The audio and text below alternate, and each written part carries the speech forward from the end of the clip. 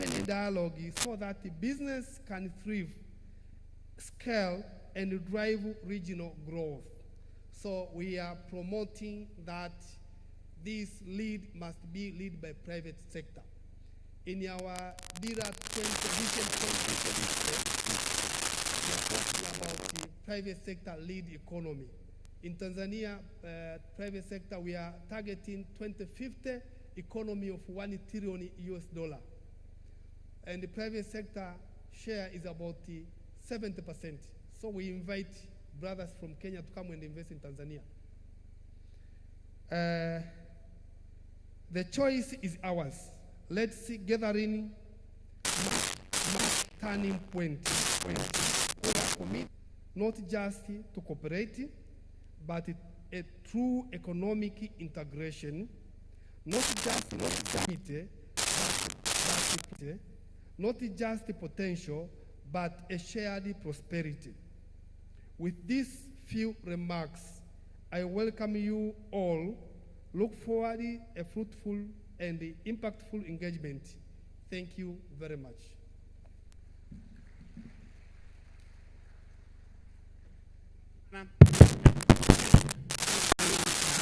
Mr. Vincent Minja. Now, without further ado, allow me to invite from the Ministry of Investment, Trade and Industry, the Republic of Kenya, the Principal Secretary in the State Department, responsible for investment promotion, none other than Mr. Bakari, CBS, which means he's the Chief of the Order of the Burning Spear. You'll probably tell Tanzanians, are you carrying a spear always that is burning or something? Thank you very much. Honorable Professor Kitila Mkumbo, the Minister of State in the President Office, Planning and Investment in the United Republic of Tanzania, my brother, colleague, Dr. Fred Msemwa, the PS for Planning and Investment, esteemed colleagues and senior government officials present, captains of industries present from Kenya and Tanzania, distinguished business leaders, ladies and gentlemen, habari za asubuhi. Good morning. It is a profound honor to stand here today in Dar es Salaam, a city that embodies the vibrant spirit of African commerce. On behalf of the Kenyan delegation, I wish to express our heartfelt gratitude for the warm hospitality extended to us. Greetings from Kenya, which has now been scientifically proved or certified as home of human origin. So if you come to Kenya or you want to come to do business in Kenya, you are basically coming home. But also the home of world great marathoners. You've heard what we did in London last week. We are leading in that space. But most importantly, it's a home and a hotbed of investment and trade opportunities for the Tanzanian private sector to explore and exploit, invest in us or invest with us jointly with our private sector or with government through public-private partnership. Kenya and Tanzania are not only neighbors and friends, but we are umbilically connected and a single economic force. We command 2/3 of the GDP in the East African community and also 40% of the population. In the morning, I was talking to the minister, and we agreed that we are not only friends, but sisi ni ndugu. Na urafiki unaweza isha, lakini undugu hauwezi isha. Therefore, this forum is a testament to the renewed commitment between His Excellency President William Ruto and Her Excellency President Samia Suluhu Hassan to dissolve the imaginary boundary lines, that have historically hindered our collective prosperity, but also to demolish investment and trade barriers for a common prosperity. The goal of our commercial and economic diplomacy is to deepen and broaden our investment and trade agenda, which currently stands at trade volume of approximately $1 billion US, and FDI stock, the intra-investment between Kenya and Tanzania, at $2 billion. We aim to double that in the next 3 to 5 years, and one of the strategies that we are adopting is to strengthen the integration of the private sector to explore and exploit these opportunities jointly that these two countries are endowed, hence this forum and hence today's theme. The synergy is clear, whether it is Kenyan investor investing in Tanzania or Tanzania investors investing in Kenya. The opportunity for cross-border investment and trade is immense between our countries. I urge the private sector to embrace collaboration and complement each other over competition. Let us work together to expand these opportunities to make a bigger cake from the entire East African community and build regional value chains. In doing so, we will not only strengthen our economies, but also share and create meaningful and sustainable job opportunities for our youth. Kenya remains committed to provide the predictable environment and investor-friendly environment. We warmly welcome Tanzanian investors to explore the diverse opportunities available in Kenya, and we assure you for the full support in your investment journey. As we engage today in our 4 panels after this that will ensue after this opening session, let us move beyond dialogue and focus on identifying specific government interventions required to unlock the opportunities so that we can create measurable impact for our economies. Let us leverage our proximity, our shared value, and our collective ambition to build globally competitive enterprises and transform our region into a hub of economic excellence. To the Tanzanian companies represented here today, the message from Kenya, and it's a consistent message. It's a simple message with 3 components. That Kenya is open for business, Kenya is ready for business, and Kenya is safe for business. By open, we mean open. No prohibition, no restriction in any sector of the economy that you want to set up. And safe, we mean your investment will be constitutionally protected there. And by ready, we mean we already have investment-grade opportunities in line with the President Ruto's economic transformation agenda, which has 5 pillars, 10 productive value chain, and cross-cutting physical and digital enabling. But most importantly, we have a robust institutional framework through our Invest Kenya and the Ministry of Investment, Trade and Industry to make sure you set up and access these opportunities with ease. To validate this, I want to tell you that something is happening in Kenya. And some of the Tanzanian businesses or business community have found it out. We have Taifa Gas now in Kenya. We have Amson in Kenya, who has invested in the cement and clinker production. Taifa Gas has invested in the LPG sector. And we have some announcement last week in the healthcare sector coming from Tanzania. So these investors have seen something in Kenya. I'm urging others to either tag along or you will be dragged along. In conclusion, the prosperity of Kenya is inextricably linked to the prosperity of Tanzania. As the Swahili proverb wisely reminds us that kidole kimoja hakivunji chawa. It is only through our unity and shared purpose and collective action that we will effectively tackle the enduring challenges of poverty and unemployment in our two countries.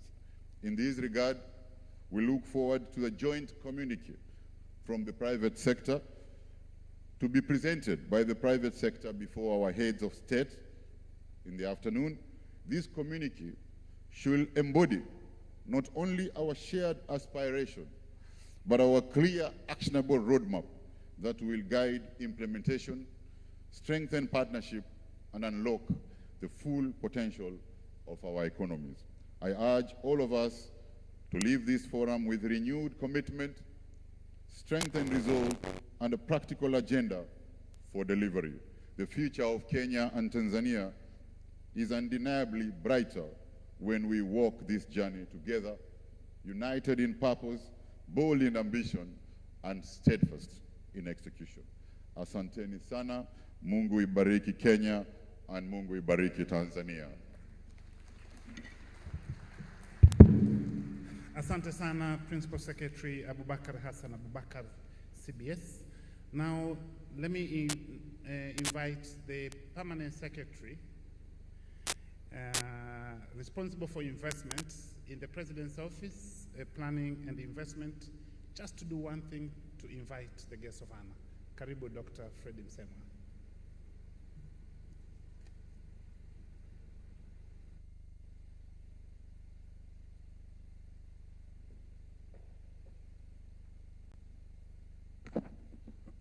Thank you very much, Director of Ceremonies.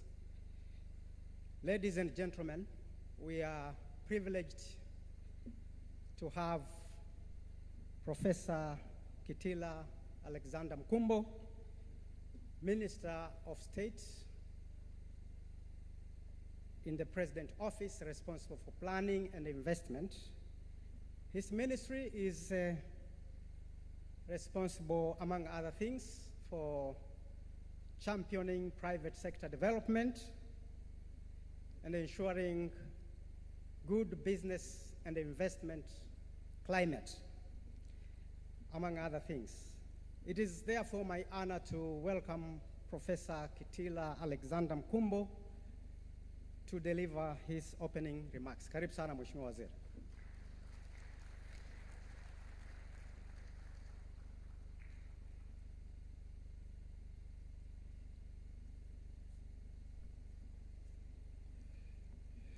Honorable Mr. Abubakar Hassan Abubakar, the Principal Secretary, State Department for Investment Promotion, Dr. Freddy Msemwa, the Permanent Secretary, President Office for Planning and Investment, leaders of the private sector from both countries, distinguished delegates, ladies and gentlemen, hamjambo.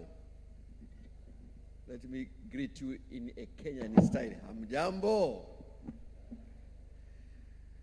I warmly welcome our brothers and sisters from Kenya to Dar es Salaam. Karibuni sana. It is indeed a pleasure and a profound honor for me to have been given this opportunity to open this Tanzania-Kenya Business Forum. And I want to thank all institutions involved, TISEZA, Kenya Invest, TPSF, KEPSA, and our partners who have worked very hard to bring us together. In a special way, let me thank our friends, Dr. Msemwa and Dr. Abubakar, our two PSs, for coordinating this event very excellently. And most importantly, I wish to recognize the leadership of their excellencies, Presidents Dr. Samia Suluhu Hassan and President Dr. William Ruto, for their commitment to economic diplomacy and regional integration, which has given this forum a real meaning. I also want to thank, on behalf of my friends, the organizers, our sponsors for this event, KCB Bank, Taifa Gas, Amson Group, simuwapigie makofi. Bravo Logistics, Trademark Africa, Equity Bank, our NFRA, Isuzu Tanzania, Azania Bank, and all those that have been involved in organizing and facilitating this particular event. Ladies and gentlemen, let me speak rather plainly in the context of today's theme, unlocking private sector growth and investment. As previous speakers have said eloquently, Tanzania and Kenya are not just neighbors. Countries may have 3 or 4 types of relationship. The very first one, of course, is being neighbors, which is a geographical reality. They can be friends. They can also be partners. They can be relatives. Kenya and Tanzania, they are more than neighbors. They are even more than friends. We are even more than partners. We are actually relatives. It is normal and usual for relatives once in a while to query. Wanagombana kidogo, but actually that never ends the relativeness. And that is Kenya and Tanzania. You can end friendship, you can never end a relative relationship. Na si Kenya na Tanzania hapo mtake msitake, tupo pamoja, hamna namna. As others have said very well, together we represent a market of 120 million people with a combined GDP, depending on which source we're using, of roughly around USD 230 billion. We are connected by our geography, as I said, by history, by values, and by language. These are the only African countries which are connected by one language, Tanzania, African language. Others may be connected with English, with French, with Portuguese, but it is only us, Kenya and Tanzania, who are connected with one language, Kiswahili. The only pity thing is that we have miserably failed to convince our friend in Uganda to also absorb Kiswahili, but I hope that going forward we'll be able to do that. And yet, when you look at data, as the KEPSA president said, the intra-regional trade remains far below what it should be. That tells us something important, which is that the opportunity is not ahead of us. It is already here, but we are not full capturing it.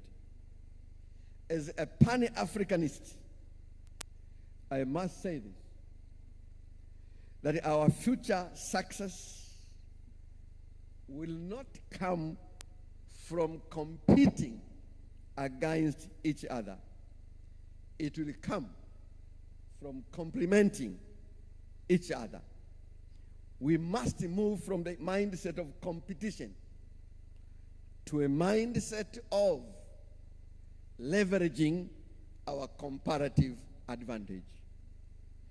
Because when Tanzania and Kenya try to do the same thing in the same way, we fragment markets and dilute scale.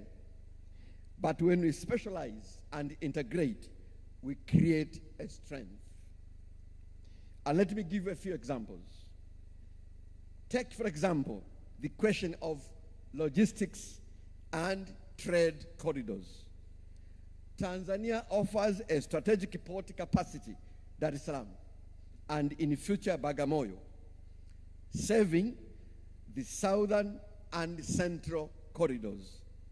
Kenya, through Mombasa and the northern corridor, serves East and Central Africa. So where is the competition there between Mombasa and Dar es Salaam ports? We can leverage these advantages and create even a bigger logistic hub within the region. And therefore, these are not competing systems. They're actually complementary gateways. In energy, Tanzania has abundant natural gas resources and growing generation capacity. Kenya has made significant advances in geothermal and renewable energy. Imagine the opportunity in power pooling, cross-border energy trade, and industrial energy security. This is where integration lowers costs and boosts competitiveness for both countries. Another example in agriculture and agro-processing, as previous speakers have said here, Tanzania has vast arable land and production potential. We have 44 million hectares of arable land. Only about 33% of that one is already cultivated. And what do we have in Kenya? Kenya has strong agro-processing, branding, and export market linkages. If we connect production with processing and markets, we build a huge regional value chain instead of us exporting raw materials to Europe, to America, and other countries. Let me give the last example. In the digital economy and finance, Kenya has global leadership in fintech innovation. Tanzania has rapidly expanded digital adoption and a large youth market. Together, we can scale innovation and cross borders, not as two small markets, but as one big integrated digital ecosystem. This is what we mean by leveraging comparative advantages. Ladies and gentlemen, Kenya is already a very strong investor in Tanzania. It is the 8th largest investor in Tanzania. And the data are very clear. But the point here is that it is not just about more investment. It is also about smarter investment. Investment that recognizes where each country is strongest and builds linkages. On our part, Tanzania is continuing to improve the investment environment. We are strengthening our one-stop center. We are expanding our special economic zones. We're investing heavily in infrastructure, as you know. We have our SGR, our ports, our roads. We are also improving the regulatory environment and reducing bottlenecks. And more importantly, and our DIRA 2050, we are positioning the private sector as a lead sector in terms of driving our economic transformation.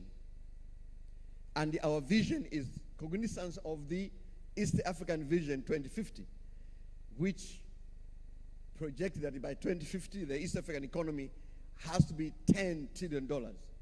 And we want to contribute to that one to $1 trillion by 2050. Let me also be clear here, as others have said.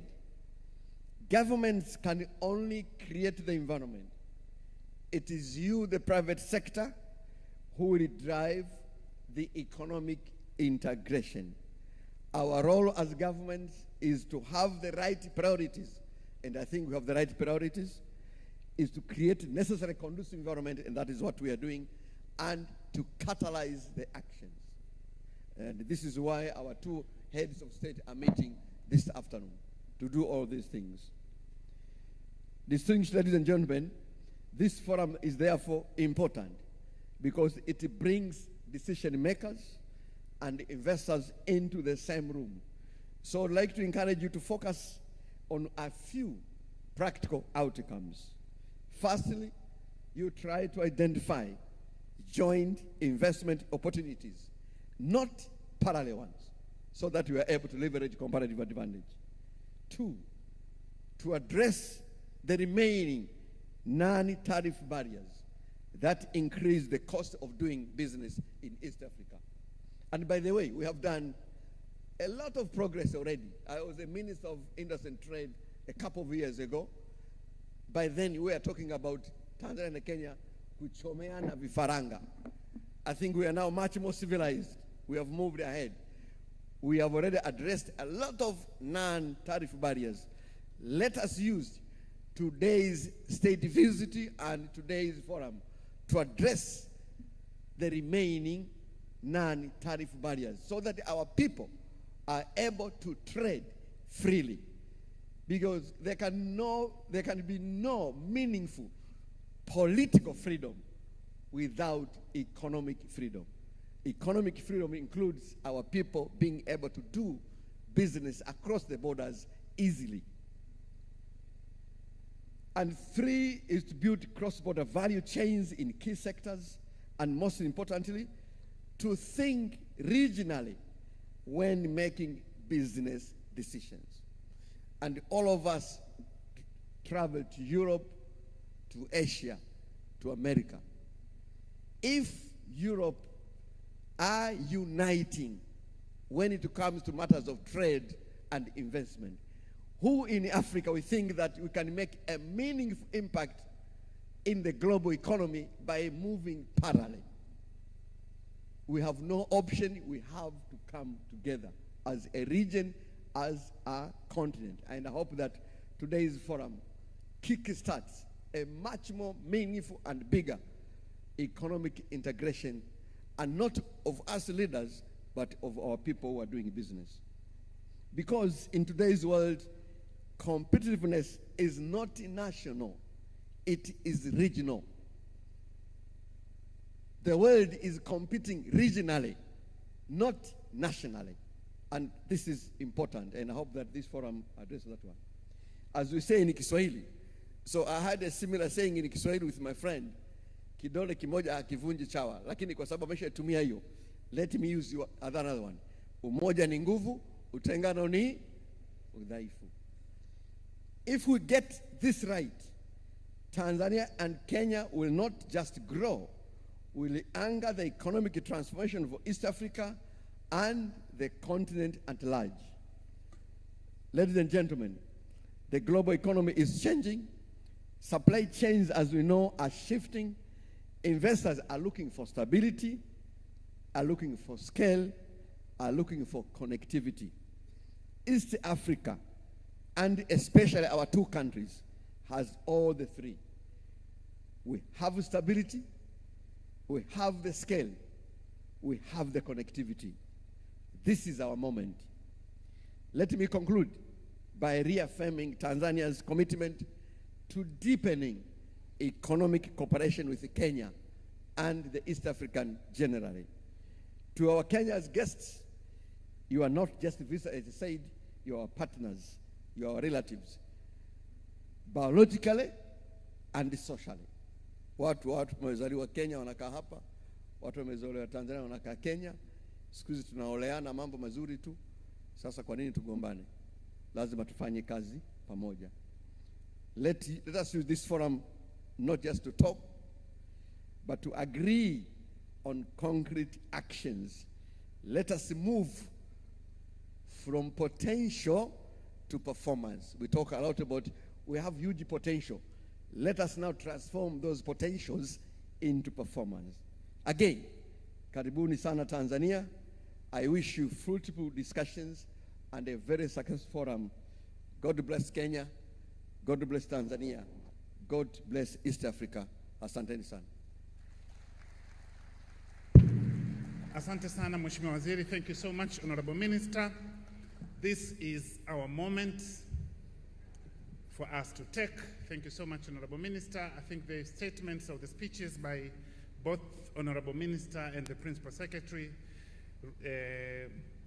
emphasize on the opportunities available, the importance of complementary cooperation, and how to turn opportunities or potential into performance. Now, to prepare us for the hard work of the day, and it's going to be hard work, I should promise, this is not going to be an easy ride. We will hear 2 brief presentations from the 2 investment authorities, just to tell us what are the potential in the 2 countries and what can we do as private sector to turn those potentials into performance, as Honorable Minister said. So I know the two of them are straightforward. You'll be going to the point. So you'll have 5-7 minutes, John, to present the opportunities and the potential in Kenya and what one needs to do to turn those potential into performance. Technology team, if you can upload the presentation and the audiovisual aid that he had prepared. And then after the CEO of Kenya Invest, then I'll invite the Director General of TISEZA. Karibu, Mr. John Mwendwa. Good morning, ladies and gentlemen. Allow me to ride on the established protocols due to the time constraint that I've been given by the Master of Ceremonies. So what I will do is share a short presentation which is on your screen, a few numbers so that we do justice to the largest gathering of Tanzania and Kenya investors in modern times. I am told by my colleague from the Tanzania Investment Authority, we have nearly 1,000 companies from Tanzania attending this forum and just slightly under 200 from Kenya. And we're excited. So what I will do is I move the slides. I don't have a slide mover here, so just move. I'll make a presentation, short one, and then I'll share a short video, and then we'll, of course, interact more during the day. So please, the control room, if you may move my slides. I don't have the slide mover here. I want just to emphasize on 3 main aspects that you can see on your screen around investments, trade, and of course a strategic partnership. And you can see the numbers on your screen, Kenya to Tanzania investments and in Tanzania to Kenya investments. We think this number in the next 5 years could get into the multiples of billions, which is a really important thing. And in matters trade, you can see we are now at the $1 billion mark. We think we can also double, if not triple that number in the coming years. And of course, being members of East African community and the cooperation frameworks we have, this continues to really be a very exciting story. Moving on, I want just to emphasize that these two economies, 88th economy for Tanzania and Kenya, around 66, thereabouts, is a good story. And we hope, possibly in the next decade, they could be top 50. These two economies could be top 50 in the world, which is something very important. Our export-import numbers, I will not share most of this because the speakers who have spoken before me have spoken about it. Near level trade balance, and we think as well, there is really, and the minister say not talk about potential, there is opportunity to change this performance into a better story. And where there are import opportunities, those are export opportunities as well. We must keep on balancing it as well. So allow me then to share just 3 points, as you can see on your screen in quick succession. Kenya's unique opportunity. I will not do justice if I did not talk about the value proposition for Kenya and the sectors where, if you're sitting in this room, you can talk to us about, and of course, the enablers for investment in Kenya. So we want to guarantee you, if you're looking for a plug-and-play environment, your investment is protected, no restriction in terms of foreign company ownership, you can expropriate your profits, there is no risk of forceful acquisition of your business. Kenya is a place to be, multiple incentives, and I'll be getting to that fairly shortly. And the story of Kenya is written by many other companies like yourselves. More than 300 multinationals today exist in Kenya, and we know we have a few of them from Tanzania, which I need to send the next slide. You see that these are just some companies. There are a couple of Tanzanian companies who are in Kenya, but we just thought, given some of the recent ones, including Taifa Gas, Amsons, etc., we want to really grow this number. We know there are 500 plus from Kenya who are here, and some of them are in the audience. We want to, of course, balance this out and have many companies from Tanzania investing in Kenya. So then let me spend a few minutes sharing with you where you can put your money, where you can explore joint partnerships, where you can do greenfield investments, brownfield investments. Ignore this slide, it's a bit busy. I'll go to the next one where I can give you the details on this. And the first three you see there between manufacturing, agriculture, and livestock, these are the sectors that have got significant contribution to GDP. And we know Kenya is a manufacturing hub. Tanzania has got a manufacturing ambition. Agriculture and livestock is 22% of our GDP. The returns are double digit. And we can share more about this. These are just a start of where we think is really good opportunity for both Tanzania and Kenya investors to talk, have a conversation, and we can give you a plug and play environment to be able to start off. The second slide I want to share is just those three sectors. The digital hub for the continent is Kenya. We are big in tech. We are the leader in startup funding, etc., etc. We have a big housing agenda. Construction sector is doing very well. Government of President Ruto is really ambitious in creating that environment, and we know of an acquisition in the to take advantage of this. And of course, we are sisters and brothers in our tourism ecosystem. We continue not only to welcome Tanzanian tourists, but also offer bankable opportunities in hotel industry and hospitality. If you want to really plow some money and really partner into a tourism space, we'll be able to give you that as well. And my second last slide on the opportunities. You know, our Kenyan people are very creative. The creative economy, film, art, and I am sure you also meet them on social media. They are the best in class in the world, and we have a lot of room to innovate. I want to echo the words of the minister who say the innovation in this space can transcend either country and be joined. Our mining is nascent, emerging. We did a wonderful mining conference recently. The Minister for Mining from Tanzania joined us, and we know there's a good story of mining from Tanzania. Kenya is really ramping up its pace. We welcome you to work with us so that whatever is underground can come upstream, and we can do a lot of beneficiation, our blue economy, and of course our environment and forestry because of carbon credits. These are really opportunities that we can be able to share with you. We will not fail to talk about potential investments, especially in infrastructure, logistics, as has been said by speakers before me, our energy systems, and this is really about public-private sector partnership opportunities, which I'll share details about. We are really ramping up our energy mix from 3 gigawatts to 10 gigawatts in the next 7 to 10 years, and there really remains a lot of opportunity to work with you.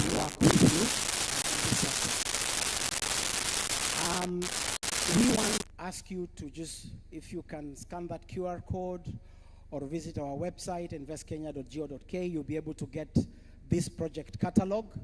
It has a lot, about 50 plus opportunities, and I will just share a flavor of some of these projects, because if I have 1,000 companies here, I would like at least some of you to live with some projects, and these projects are available. And moving on, you'll be able to see a spread between our National Infrastructure Fund, which is our brand new infrastructure fund, which is seeking to mobilize nearly 43 to $50 billion worth of investment across multiple sectors, public-private partnership opportunities, private sector opportunities, et cetera.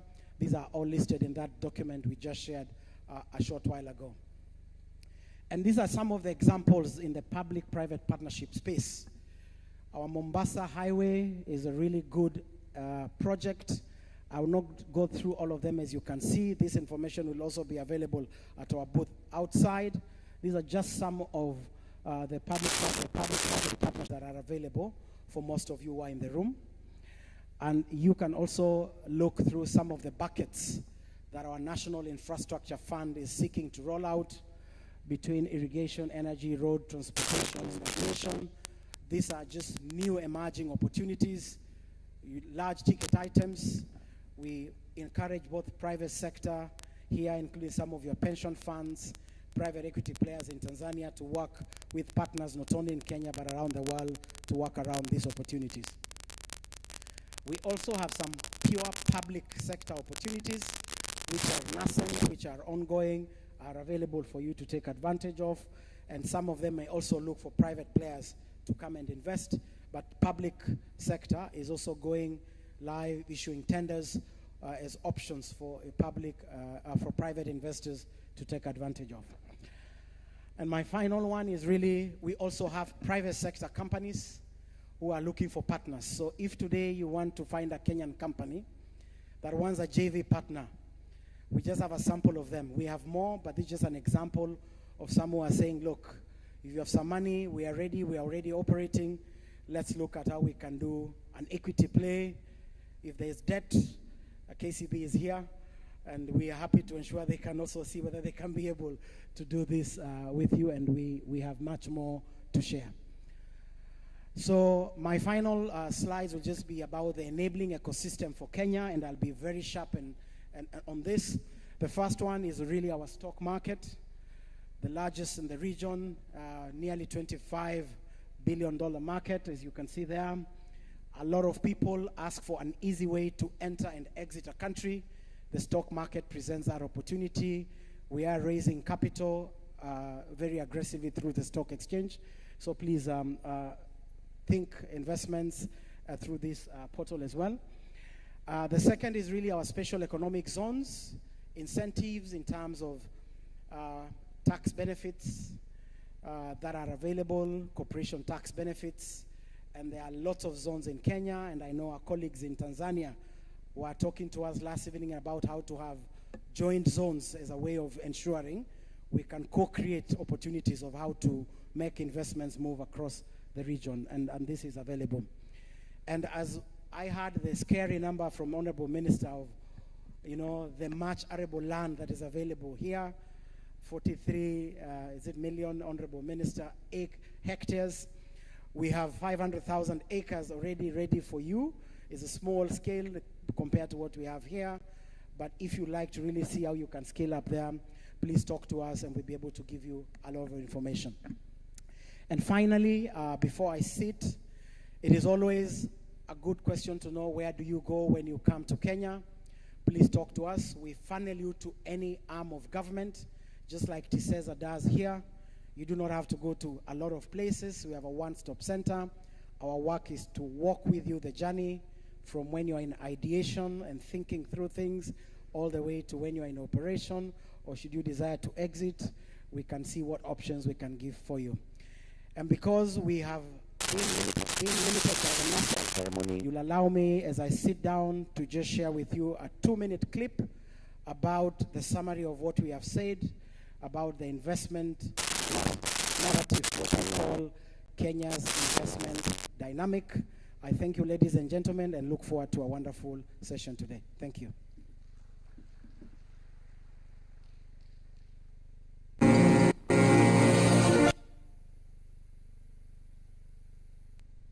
Kenya, the largest economy in East and Central Africa and the 6th largest on the African continent, offers investors a stable market growing at a rate of 5% annually. This isn't just a place to pause, it's a place to scale. Located at the heart of Africa, Kenya is an established and mature democracy with over $50 trillion in global market access and trade corridors connecting economies and people. Kenya offers scale, stability, and speed for global capital. From agriculture to apparel and leather manufacturing and much more, Kenya produces for the world. From our fertile lands to global shelves, Kenya feeds the world with quality and consistency, exporting tea, coffee, flowers, avocados, nuts, and herbs to every continent.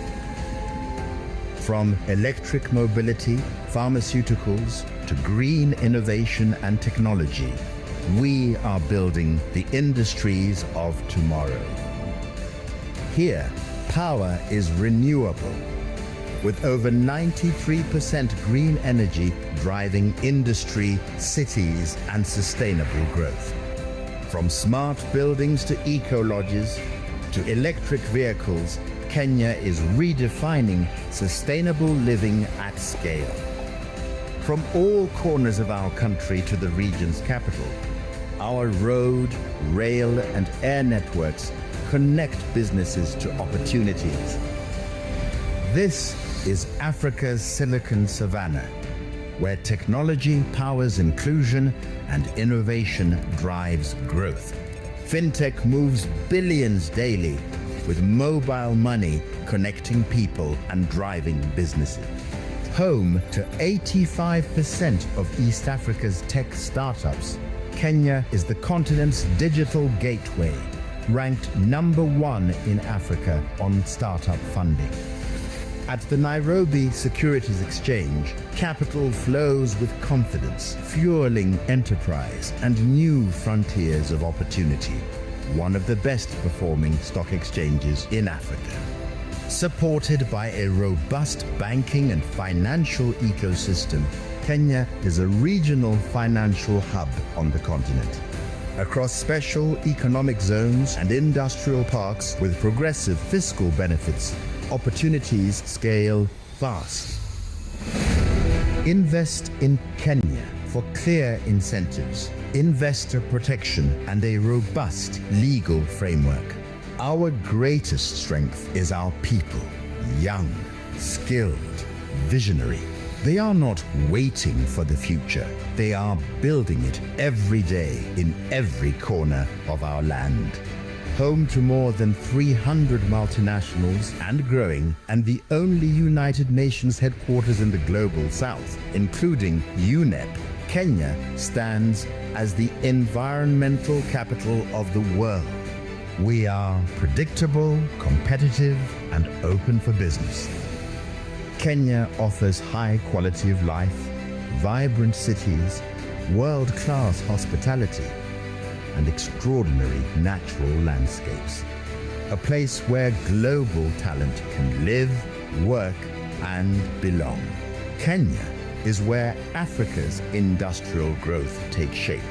If you are looking for scale, speed, certainty, and a gateway to Africa's fastest growing markets, invest in Kenya, because the future is already here.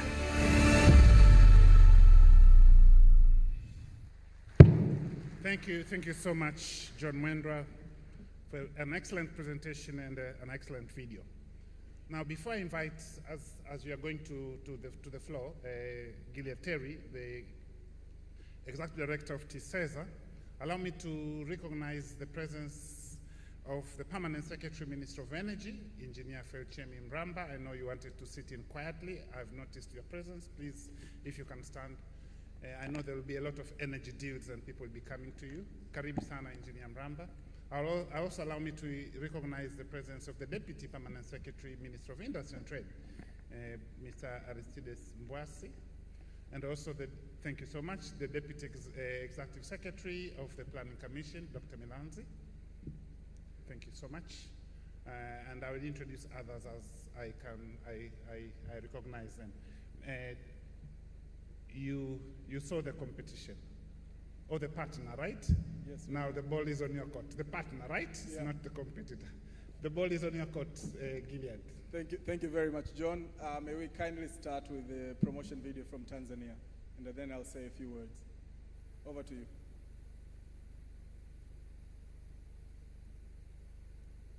Where will your business be in 50 years? There is a country that has set its course far ahead, a land of vision, youth, and ambition. This is Tanzania, your getaway country.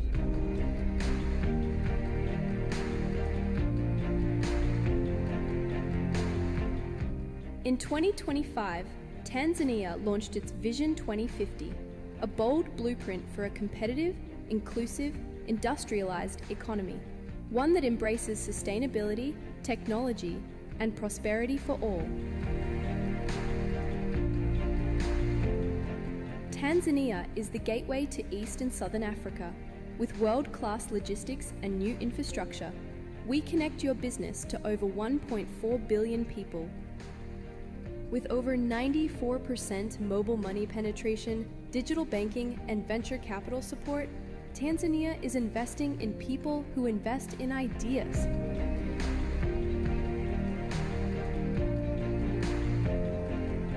TISEZA, the Tanzania Investment and Special Economic Zones Authority, brings it all together. One stop, fully digital, fast, and investor-friendly.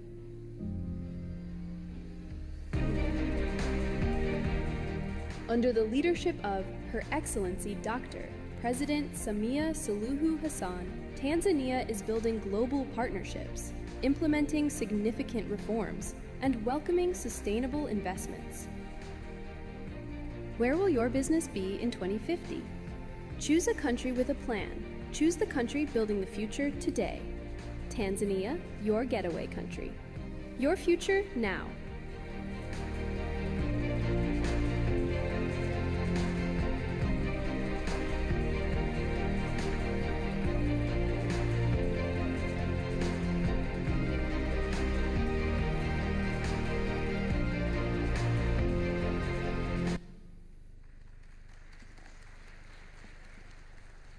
Thank you. So in our presentation, allow me to quickly run through 5 key messages which I think are important for all the business people that are here this morning. The first message is that if you come to do business and invest in our country, what kind of support will the government of Tanzania give you? And I would want to be very specific.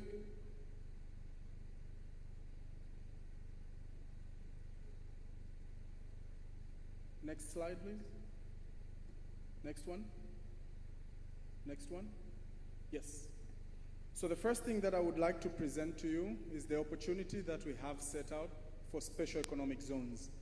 We have most of these laid across the country, but at least 4 of them are the most important that we would like to present to you as an opportunity today.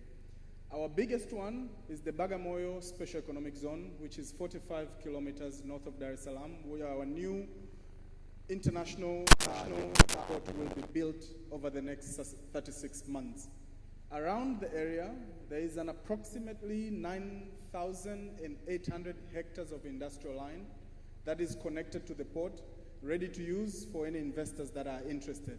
We have set zones in other parts of the countries, including Dodoma, including Kahama, which are dedicated for specific products. For example, the one in Kahama is specifically for mineral processing within the country. So these special economic zones are specially created for any investors that are looking for plug and play and ready to invest industrial infrastructure across the country.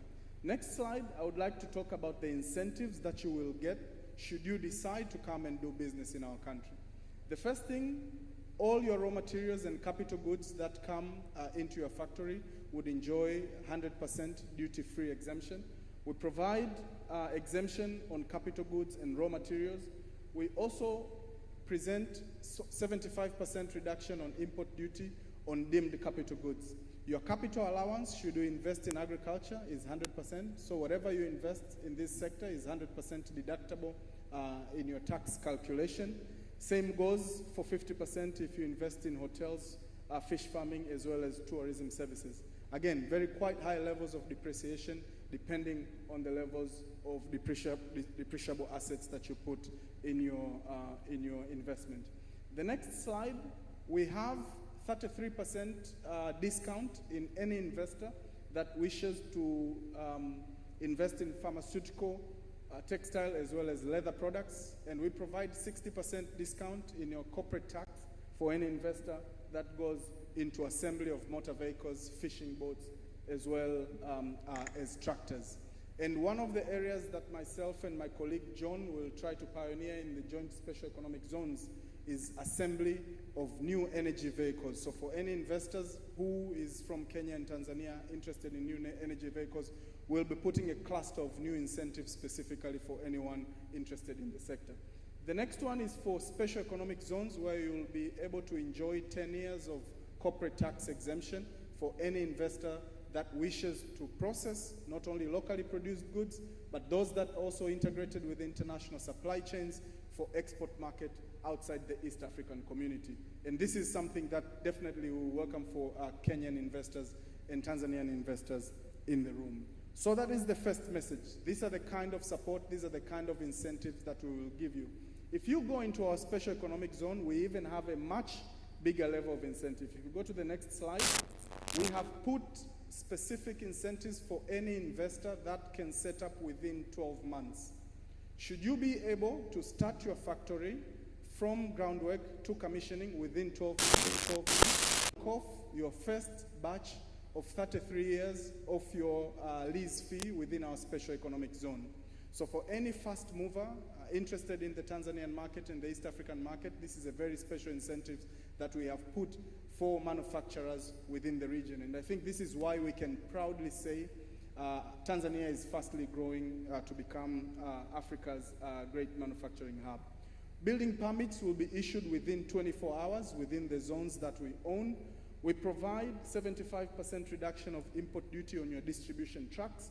Same goes to your factory warehouse, as well as all your licenses and permits will be served within one-stop facilitation center, the same way as my colleague John does in his special economic zones in Kenya. So this is what we offer. Anyone who is in the room and is keen to do manufacturing in Tanzania is our great offering. And definitely outside in our booth, there will be much more materials that we can share with you for anyone who would want to invest in our country. The second message is the scale of opportunities that I would like to mention. If you can go further down. Next one. The scale of opportunities that we have. Tanzanian economy is quite unique compared to other African economies. We understand that if you look at economies of many African countries, you will find one or two commodities that are quite heavy in terms of their production, in terms of the size of the economy. Tanzania is a bit unique.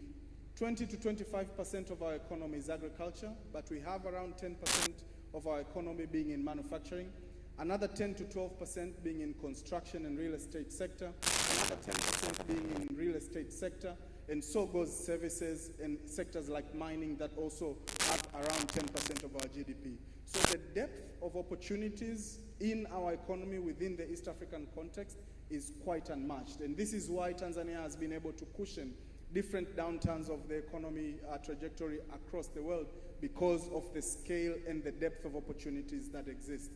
And what this means is that we are also able to welcome different kinds of investors from different parts of the world. So we will have our brothers from the East that are quite heavy in manufacturing.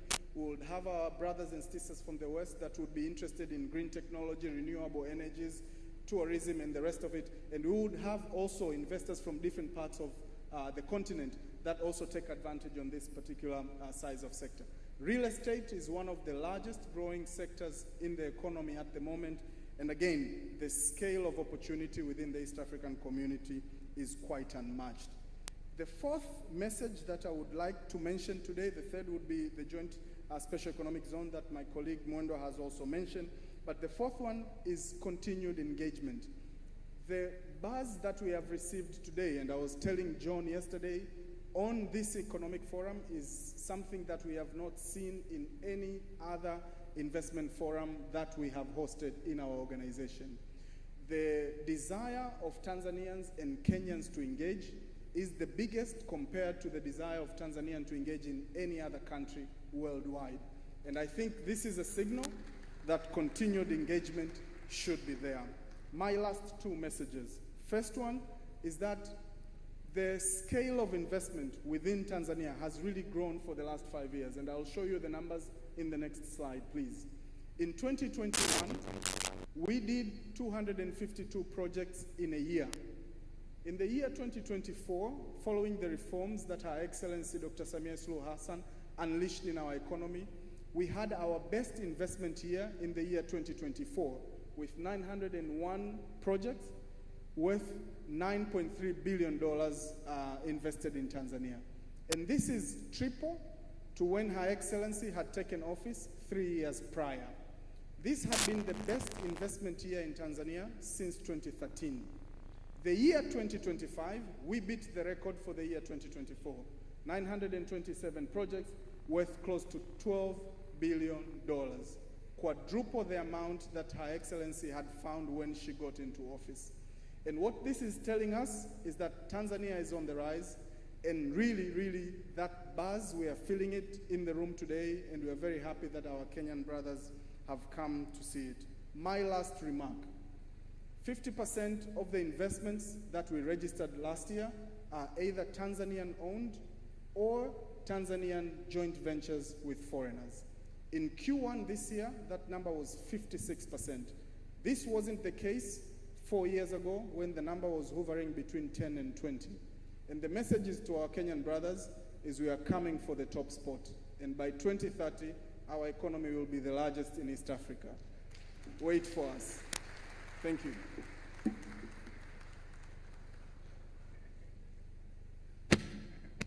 Thank you so much, Gilead. As Honorable Minister said, we are brothers, and even brothers compete even in there. So this is good competition, when it's competition amongst brothers. Allow me also to recognize the presence of the Deputy Governor of the Central Bank, Dada Sauda Msemo. Karibu sana. Thank you so much for being here. Now, I got a complaint that there are too many men showcased so far. Monica, I got your message. We tried. Up to this morning, we thought the President of the Federation would be here, but she couldn't make it. I think she got stuck somewhere else.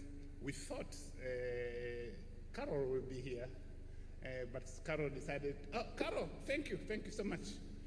You were on the program earlier, but then you decided to invite your boss to speak, but she's here and she'll probably speak. But we tried.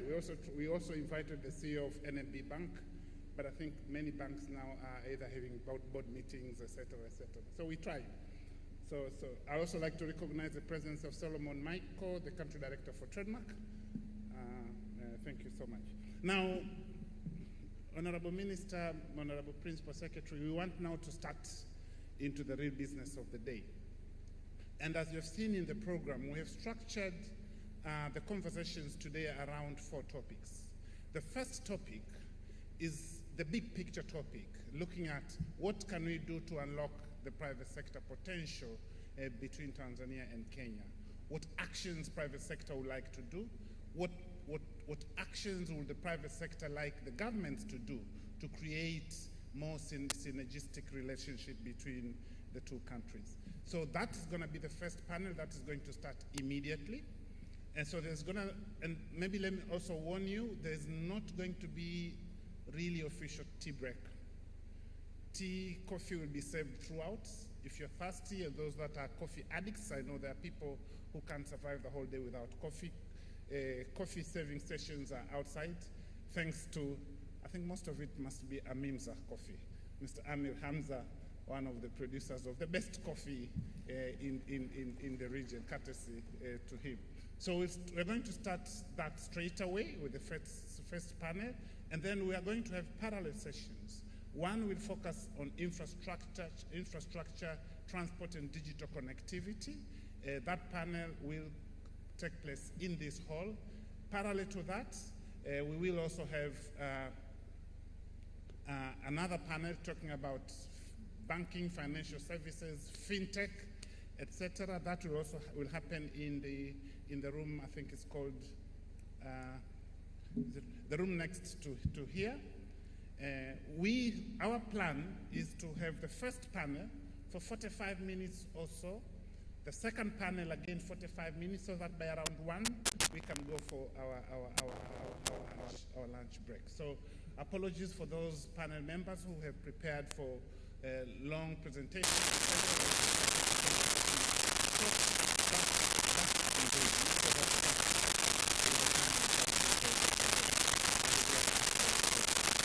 So without further ado, my name is John Mann. I was actually the top guest MC. I was not supposed to be the director of ceremonies for this morning, but unfortunately the directors of ceremonies have been so fast in other things. So my actual role was to be the facilitator of the first panel. the moderator of the first panel. So apologies for monotony. I'll be speaking quite a bit, but I'll just be stopped up, the director of ceremony. So for the first panel, let me invite members of that panel so that we can start the engagement. I know, let me invite the chairman of Taifa Group, Mr. Rostam Azizi, and then also invite the group CEO of KTV Group, Mr. Paul Russo. Are you still calling yourselves the bandits? Karibu sana, Paul. Let me also invite the presidents of the two chambers, Mr. Vincent Bruno Minja, President of Tanzania National Chamber of Commerce, Mr. Eric Ruto, the President of KNCCI, also Mr. KK Mutai from KNCCI. He's not here. Oh, that's, if he's not here, it means our panel. Good. So we'll go into the conversation straight away.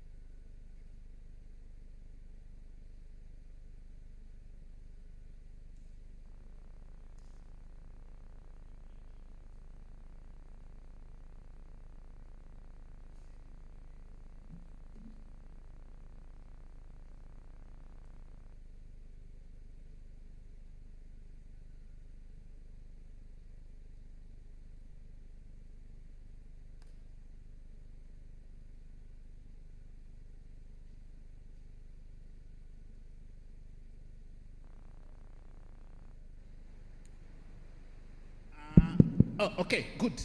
Sorry, apologies, the technology doesn't seem to be very supportive.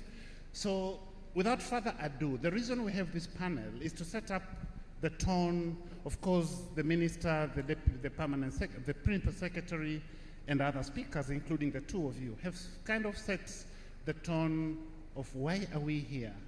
What do we see ahead of us? What should we be doing? But I would like to hear from the two practitioners from private sector.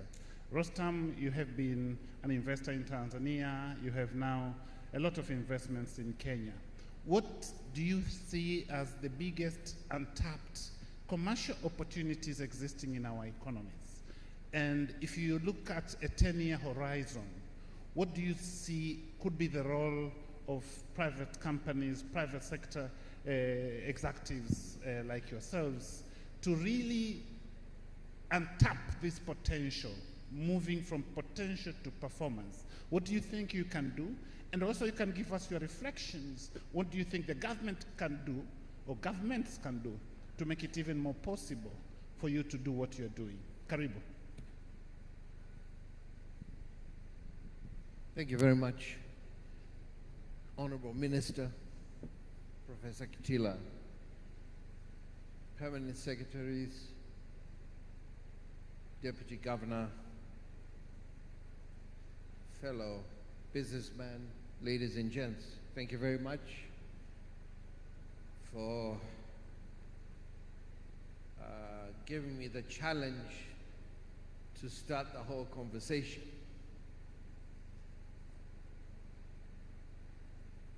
I think the conversation should not be about trade. The conversation should be about building a single commercial system, a system that can compete at scale to attract capital to serve the region and the global markets. This system, the single commercial system, should go across Tanzania and Kenya, and together we can achieve that. So we move from trading to something much greater than what we have at the moment. You see, the world, we have the GDP of the world is the GDP of the world is $100 trillion. The debt is $300 trillion. So obviously, governments cannot borrow much. And it is the opportunity or the necessity for the private sector to step in and do the work. So this is how the global situation looks like. If you look at our own two countries, Kenya has already reached its ceiling in the sense that it can hardly borrow. Tanzania is nearing that level, which again makes it necessary for the private sector to get involved. So if you have a single commercial system that takes both countries together, the scale is what will attract capital, and that capital is what is going to develop the economies of our two countries and really unlocking the potential that we have. You see, we're talking about small GDP really. $130 billion for Kenya and about $100 billion for Tanzania are small numbers given our population. So we obviously have a lot of potential, but this potential can only be realized through joint projects. For example, let's look at PPP. We need to harmonize our PPP and identify a few projects that can make a difference.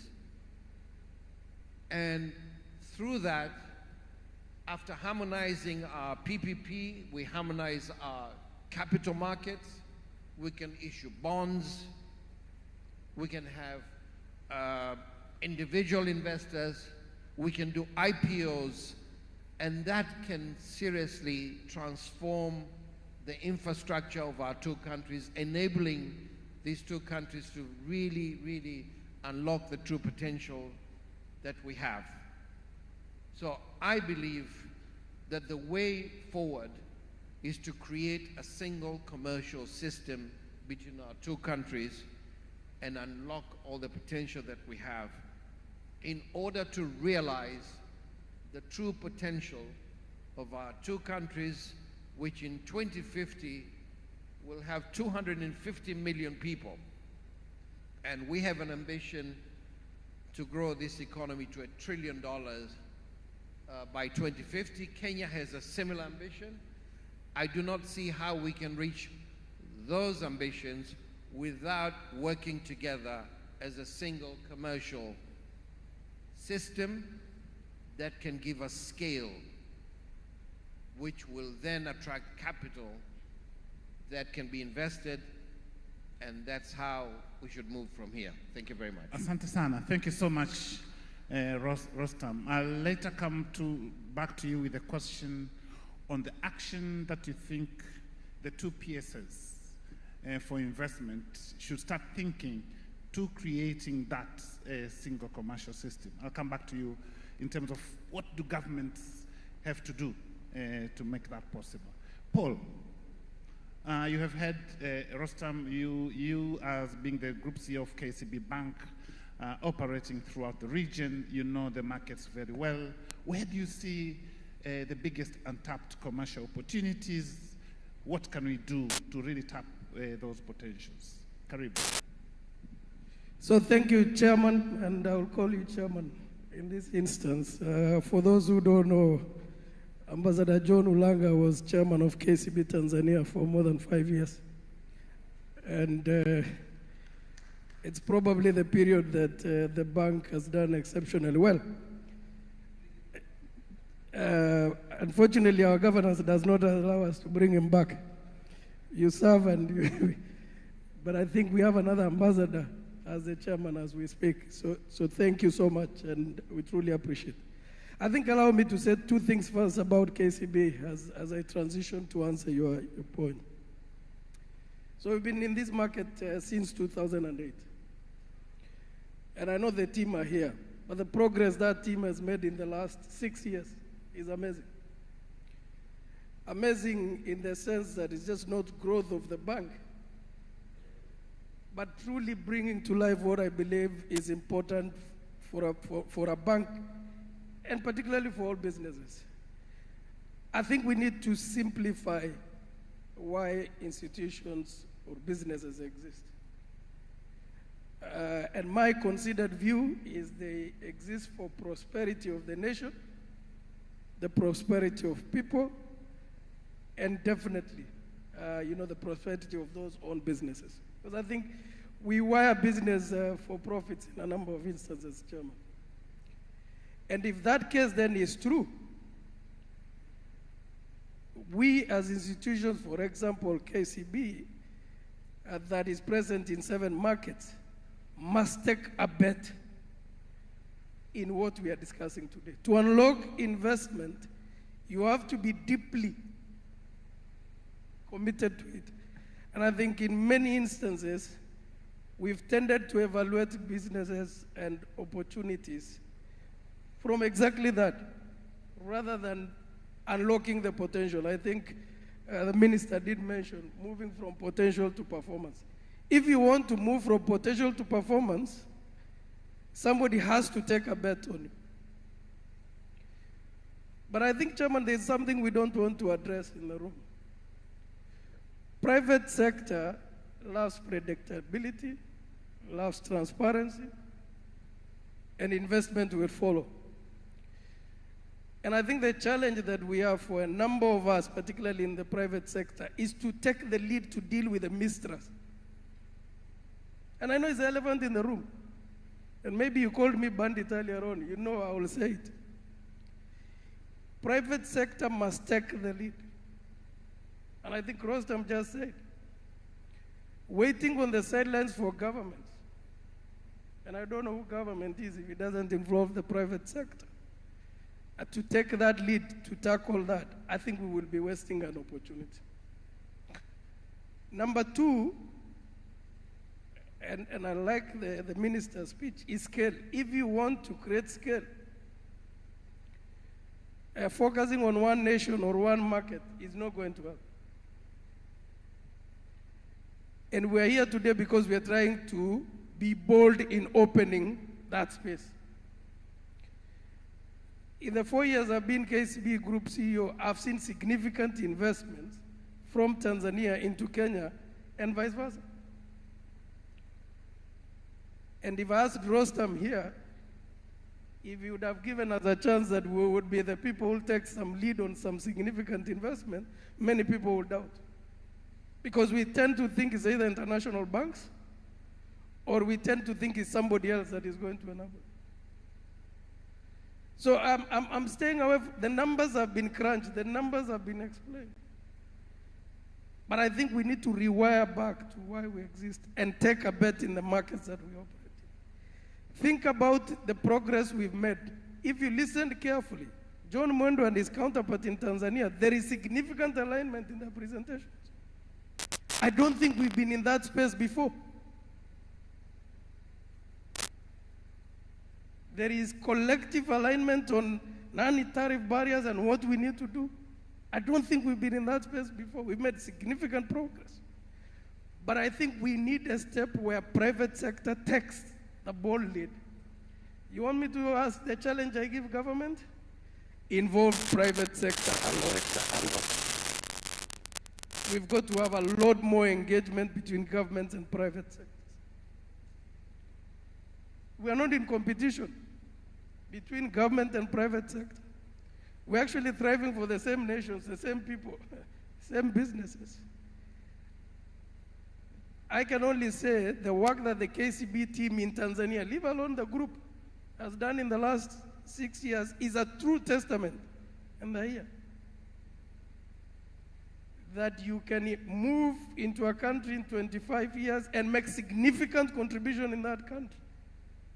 Finally, I think, Chairman, I will say,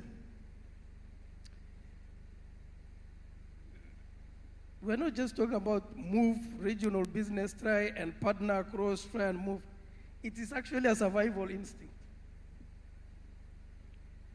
In 2023, and I like using examples, and I've worked in this country for 3.5 years in Barclays. In 2023, with the pressure and performance issues in Kenya, if KCB had not moved to extra markets, to the 7 markets, would have announced a profit warning.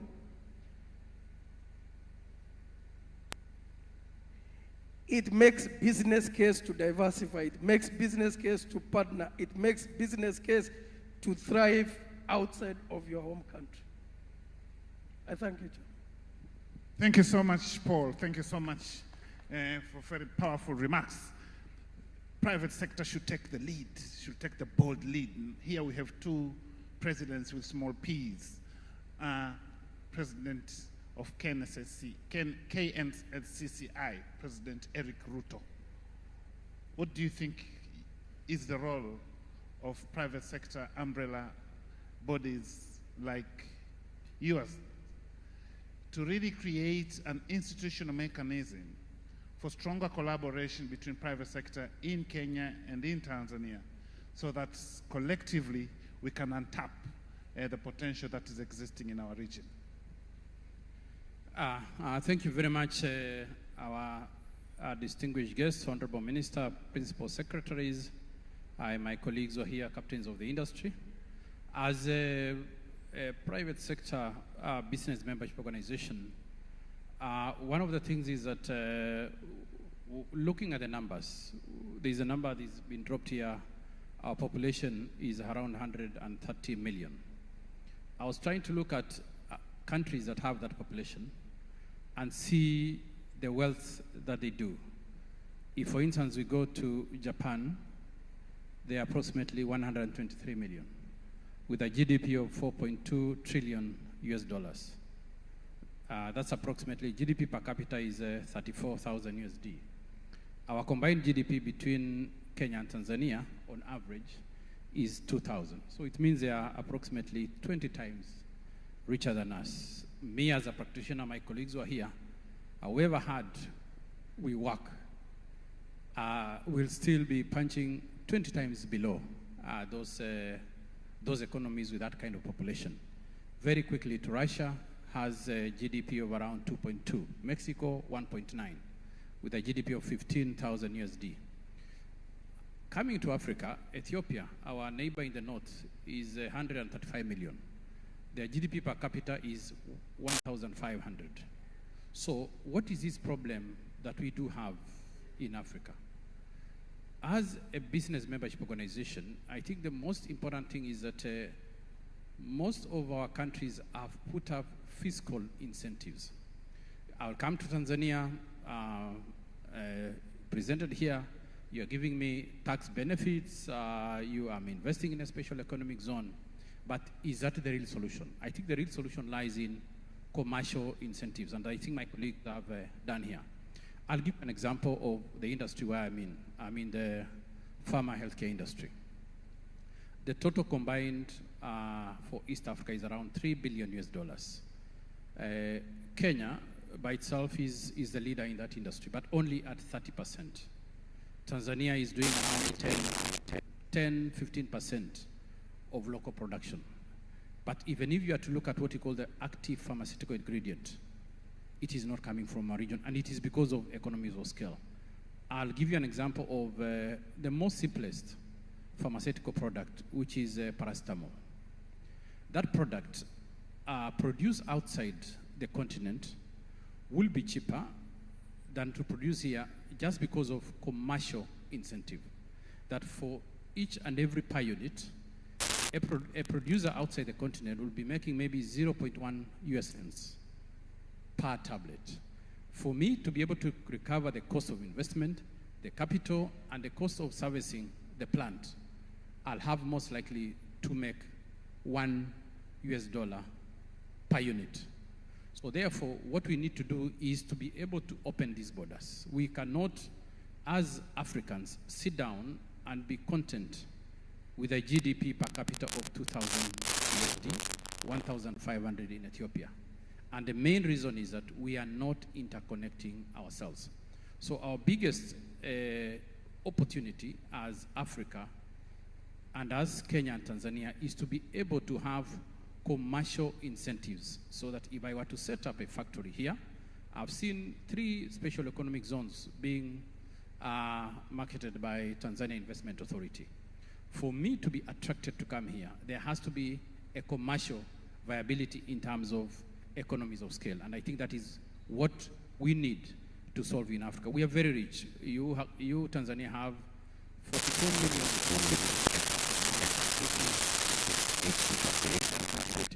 Kenya, in terms of our factories, textile, in terms of cotton, the chairman here of KEPSA, his factory is operating at 50%. Edible oil, we have 12 factories operating at 50%. Tanzania, you have the land, you have the raw material. We can be able to produce for our market. Kenya, we're importing almost 90% finished textile material. We're importing almost 80% edible oil. You, Tanzania, have a big land, arable land. We can be able to connect ourselves. We can be able to get raw material from Tanzania to be able to add value for our market and even for inter-African market and globally. Finally, because the financial system is here, we have to interconnect ourselves, and I think that is a big opportunity. We have, the Kenyan banks over the last 20 years have grown to be like the largest banks because they've become regional. For me, if I do trade within the East African community, in terms of transferring money, it will cost approximately 10 to 15% more.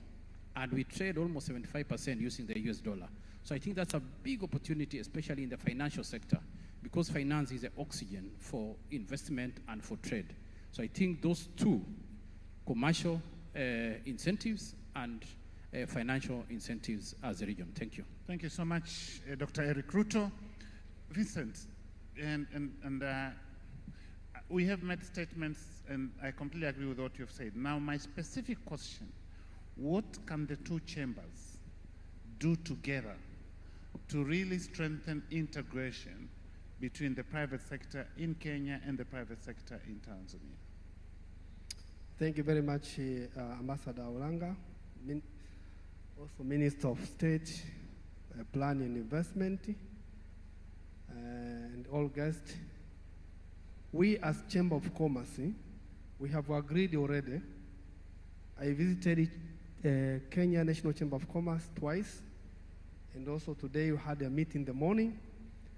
We have agreed to set up a joint committee which will work together and will combine the investors which are in both sides to make sure that we unlock the potential which is around us. Because what is now seems to be, even you go to our officials, also business community of Kenya and Tanzania, we are still in the mood of competing. And now we want to compete with the global.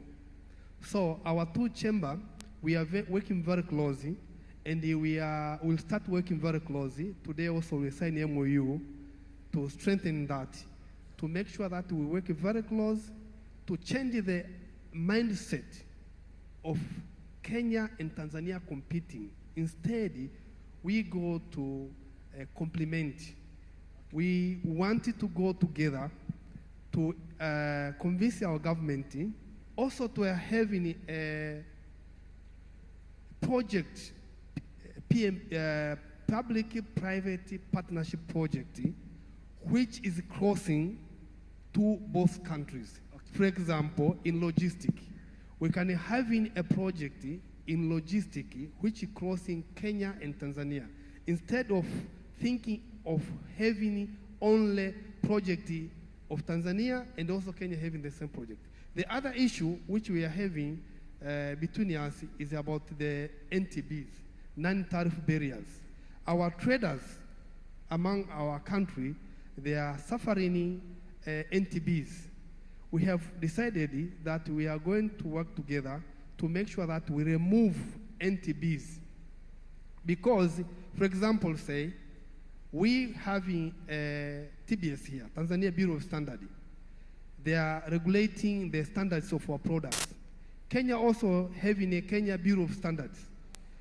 They also regulate it. The same product which is manufactured here in Tanzania, maybe steel bar, when it go to Kenya, they will start testing it again. So we increase cost, time, and business is about time. Also the same in Kenya, when they certify it, when it comes to Tanzania, it starts again to be certified. So this is a point which we want to work together to make sure that trade between our two countries is being easy, and also government working together with us, then we can reach our target. Thank you so much. Dr. Ruto, let me put you on the spot. You know, the last time Tanzania-Kenya Business Forum happened in 2021, when Her Excellency President Samia came to Nairobi. 5 years later, because President Ruto is coming to Tanzania, we are having the next business forum. Should we wait for 5 years? Should we wait for 3 years? Should we wait for presidential visits for businesses to meet? What have you agreed as the two chambers together with the private sector federation? Thank you very much. And I would say definitely it's not nice and it's not good for us to have a very high-level business meeting happening every 5 years. But I would say myself and with the Chamber President of Tanzania, Mr. Minja, is that in the last 1 year we have met twice. We have met in Nairobi. I've invited him. We have had a conversation on how to interconnect 12 countries in the East and Central Africa. We have also met when I hosted the whole world in the World Chamber Federation Summit to be able to showcase what are the opportunities in our region. So I would say, as the private sector, and there's a lot that has been talked about, a private sector-led economic development. So what I would say, and the challenge I would give to business leaders and business practitioners, is that actually government should be trying to catch up with us. When we find any opportunity, we should be able to go to government and tell them, this is a kind of the roadmap that we want you to create for us. This is opportunities that we are seeing as an investment. So we don't have to wait for very high-level delegations like these for us to meet. So I think with the experience that we have had and the conversations that we are having with my brother here, is we can be able to solve challenges on a day-to-day basis, on a month-to-month basis, and even be able to interconnect businesses across. We have a program with Tanzania on digitizing businesses across 5 East African countries. We have something called iSoko. That is, I means internet, Soko is, Swahili is a marketplace. So we are trying to digitize a trusted product e-commerce platform among ourselves so that we can be able to increase the intra-East African trade and finally the intra-African trade. Thank you so much. Thank you. We have about 10 minutes, and let me go to Rostam. I really like that concept of a single commercial system. So I would like you to highlight a little bit more. What could be the role of governments to help the creation of this single commercial system? Thank you. The role of government, policy consistency, transparency, governance,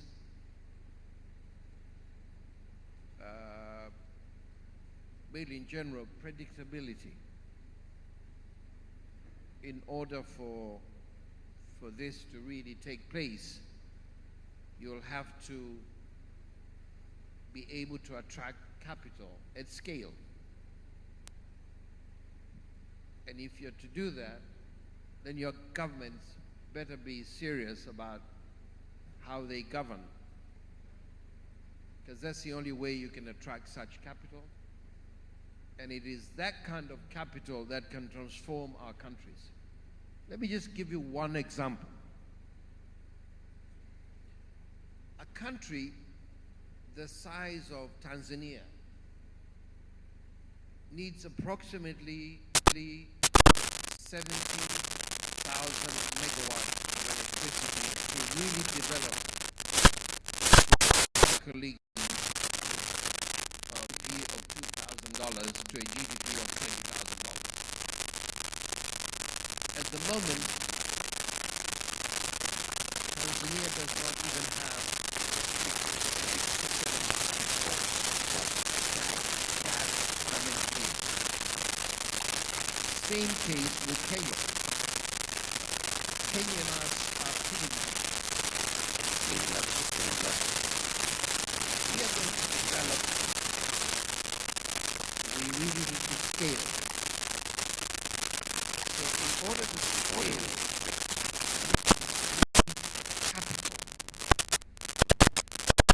capital will not come if governance is not there, if consistency is not there, if predictability is not there. So that would be my advice to our two governments. Thank you. Thank you so much, Rostam. Paul, it's like you're processing a lot of information. Your reflections, share with us your thoughts on private sector should take the lead. That was your biggest challenge.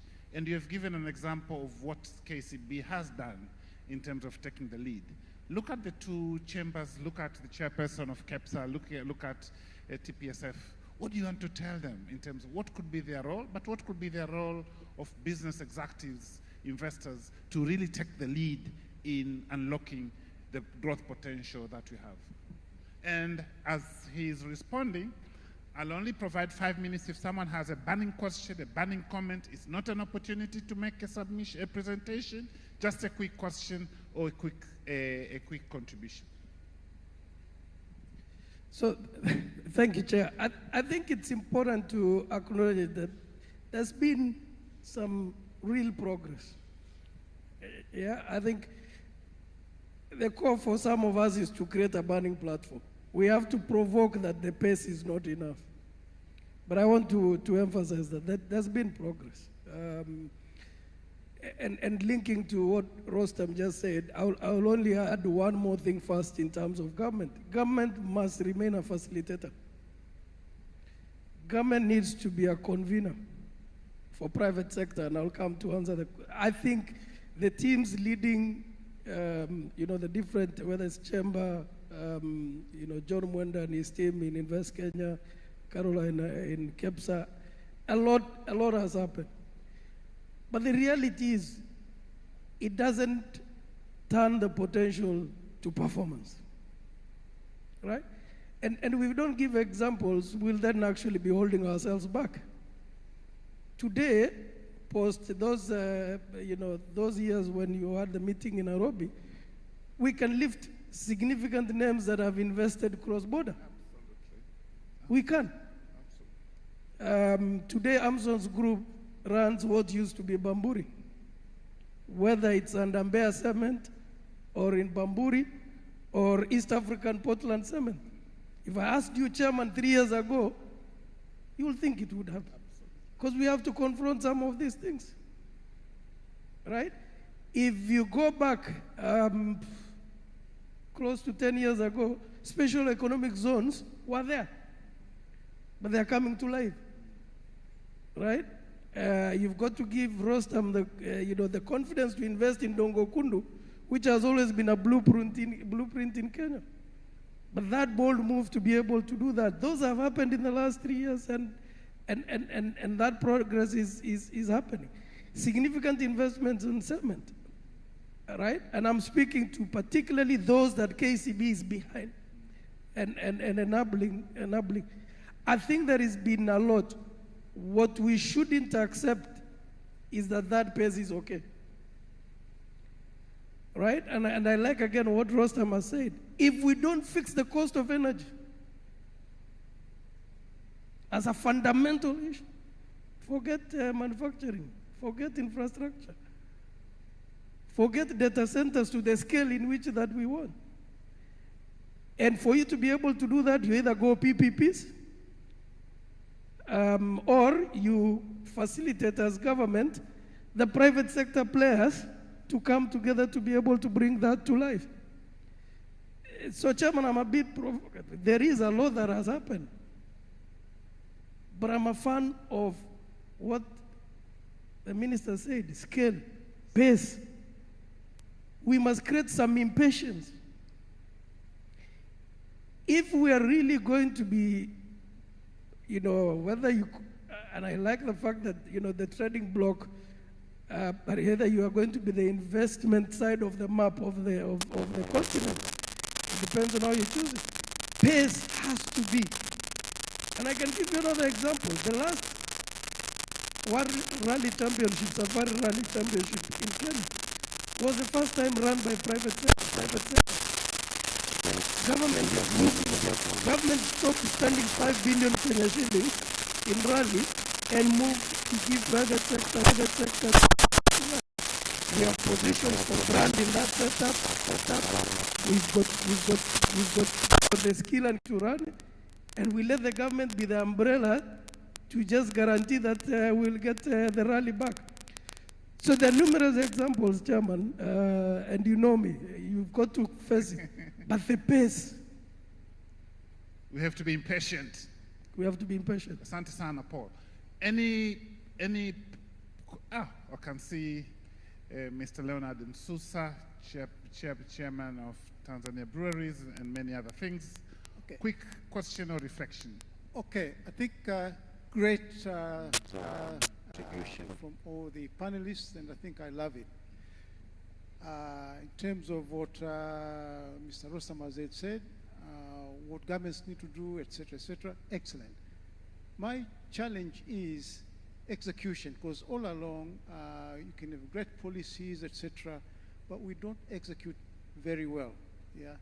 Now, I recently read a book by Tijani Thiam, Without Prejudice. He talks there about the possibility, and I think it aligns with what the speakers have said, of an African country achieving transformative growth. And he lists the factors in there. Feel free to buy the book. It's on in our bookshops. Great story of what he thinks can be done. And all these things are great, but we will need the ability to execute fast. We don't execute very well. We have great policies, and I think I've once or twice mentioned to Honorable Kitila Mkumbo about the wonderful documenting, the wonderful plans. But where you've been encouraged, they've given you all the great story about what they will do for you, the execution is pretty slow. Thank you. Thank you so much. Another hand. Execution. Oh, I can see there's a lady over there. No, I'm not sure how can help. Yeah. I can assure you I'll not be able to pick all the hands, but I'll only pick a few. Okay. If you can do your contribution in 30 seconds, a minute maximum, karibu. Okay, so I have a challenge or a question. Yeah, I think the microphone isn't. Hello? Yes. So I have a challenge or a question. The main theme today has been about collaboration, unified borders, working together, but Kenya has a notably more advanced economic and industrial advantage to Tanzania. Although we are quickly trying to catch up, it is true, or it is notable to say that Kenya is ahead of us right now. Because of this, Kenya's industries are more developed and efficient, and they can quickly dominate ours if we were to unify. So how could we avoid producers in certain areas being deindustrialized if we were to unify. Well, can you introduce yourself? My name is Natalia Kasaga, and I'm in the private sector. Ah, Natalie. Oh, okay, Natalie. Where's Joseph? Where's your dad? He's at home. Okay, so the question is the fear for competition. Because Kenya is advanced in terms of manufacturing capacity, outpacing the local industry in Tanzania. So that fear of Kenyan economy overpowering. I'd rather throw it to you or to you. Okay.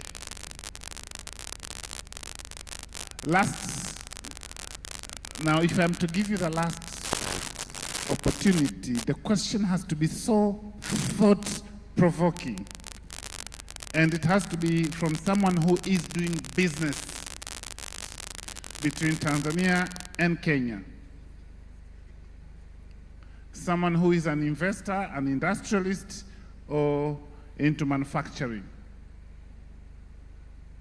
That hand is still up. You know, I was trying to create criteria for the hands to go down. That one is still up. Would you please introduce yourself? And that's going to be the last question. And if you don't fit into those criteria, I'll ask you to sit down. Thank you, Chair. I am Anthony Musyoki. I represent Isuzu East Africa.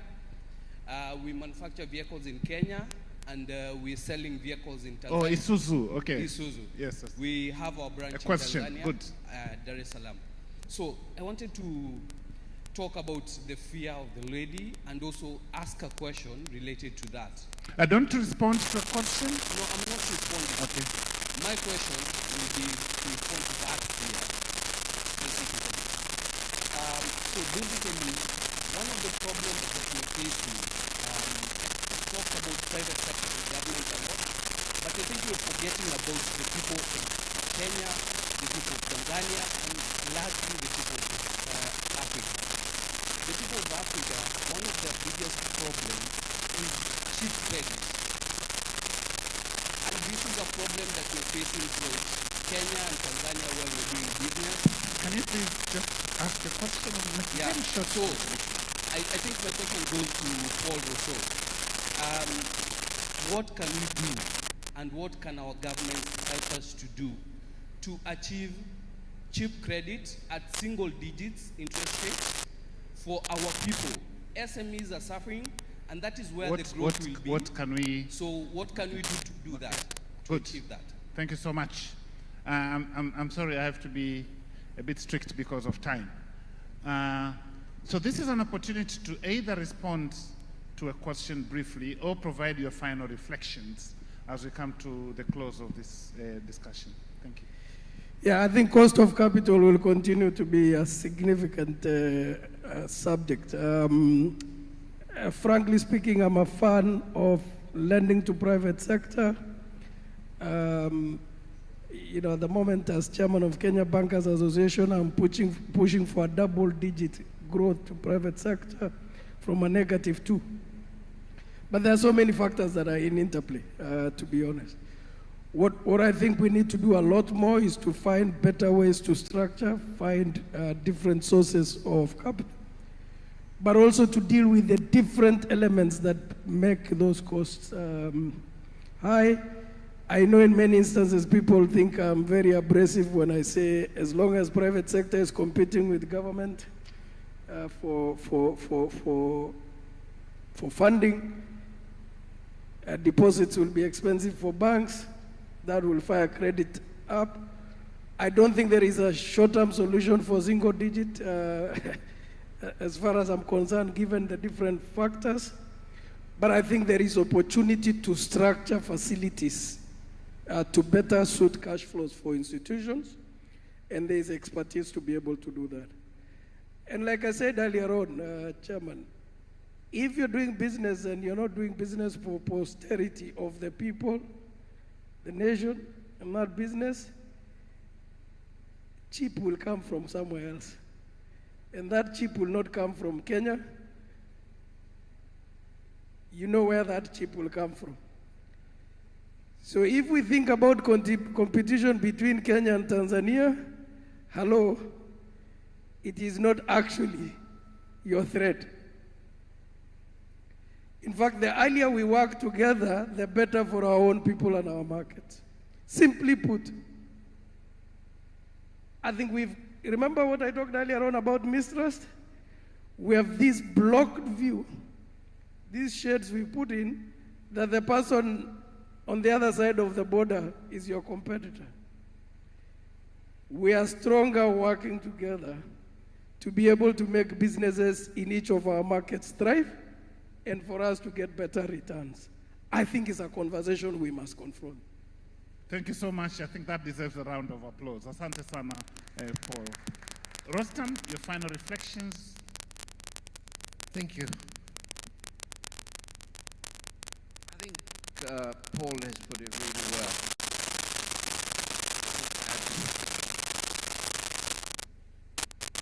That our salvation is working together. Our countries are not going to be developed by the Chinese or the Indians or the Europeans. Our countries will only succeed when we ourselves get together, pull our forces together, and run the show. So this is why I was advocating for a single commercial system between Kenya and Tanzania. Because for all intents and purposes, we are really one country. And if we can, we shall leave the politics away from this. Two sovereign states. But as far as the economy is concerned, we shall harmonize. We should be seamless. We should be able to do whatever we want to do in each other's country. And that will give us scale.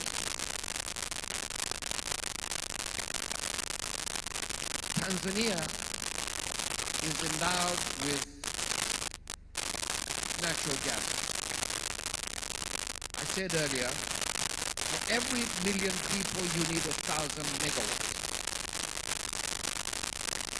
Turkey today has 90,000 megawatts for 80 million people. Malaysia has 30,000 megawatts for 22 million people. So slightly more than 1,000 megawatts every million. So in order for us to develop, Kenya and Tanzania would need, by 2050, would need 240,000 megawatts. Where does that electricity come from? That electricity can only come from Tanzania. It is here that we have the gap.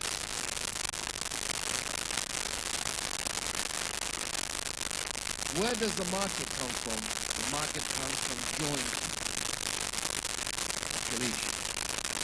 Where do the services come from? The Kenyans are far ahead of us. The services will come from the Kenyans. The banking, insurance. So you see, this is how we complement each other without competing. If you look at Europe, when we're growing up, 80% of the UK economy was manufacturing. Today, the economy of UK is only 20% manufacturing. The manufacturing has shifted to where the advantages, the competitive advantages, which is Germany.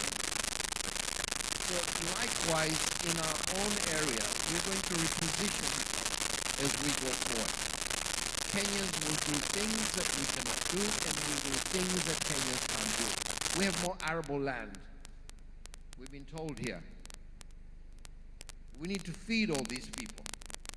We need to employ all these people. This is why I said that we need to move from where we are to a single commercial system that is completely borderless. can leave the politics away from this. This is finance, commercial, economics. This is the only way we can grow to $1 trillion economy for Kenya and $1 trillion economy for Tanzania by 2050. So let's change the mindset. We both need each other. Let's treat each other with respect, and let's treat each other as equals. When we do that, we have the right leadership in both countries. Leadership that really does understand how economies work. Let's take advantage of that and change the way we work. If we do that, we are saved. Tanzania and Kenya is a gateway to Africa. These are the two countries that have, the access to the Indian Ocean, the biggest trading route of the world. And luckily, we have many countries that depend on Kenya and Tanzania for its survival. Access to the world. Let's make use of being together so we can serve the region, and together we can compete with the world. We need joint ventures between Kenyan and Tanzanian business people. We need private-public partnerships. We need to work together as one. This is the only way we can develop and we can take care of our people by making sure they have jobs when there are 250 million of them in 2050. Thank you very much. Asante sana. Thanks so much, Mr. Rostam Aziz. When he was doing a lot of emphasis on the importance of gas, I was looking around. That's when I could recognize the presence of the Permanent Secretary, Minister of Energy, Permanent Secretary responsible for oil and gas, ndugu yangu Dr. James Mataragio. Please, naomba tukutambue. Please, I did not recognize you earlier. My apologies. I should also apologize. There was a panelist that I did not invite, and that's entirely my fault. That shows the problem of my eyesight. Mr. Ashish Mistry, you are supposed to be sitting over there. Now you are there. I will invite you just to provide your quick reflections. My sincere apologies. No, but still I would like you to say a minute, just for a minute, something about what do you think about these discussions? What is the role of a company like yours in untapping the potential that we have in exactly a minute? And my apologies for not inviting you. No worry. Thank you, panelists. Okay, we are a manufacturing company, Safal Group, as we know. So we as a company would like to introduce the AI into the manufacturing, which can make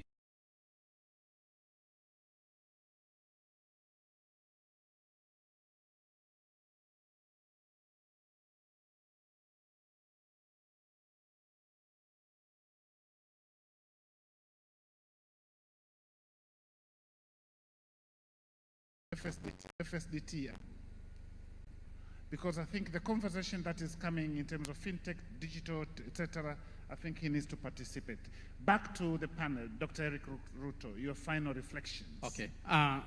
Just to maybe answer my sister there is that fearing competition from Kenya. The first thing in terms of industry is that Africa, out of 3% GDP contribution to the global economy, Africa only contributes 1%. So we are even 3 times lower than what we do GDP to the world. I'd like to give you one analogy.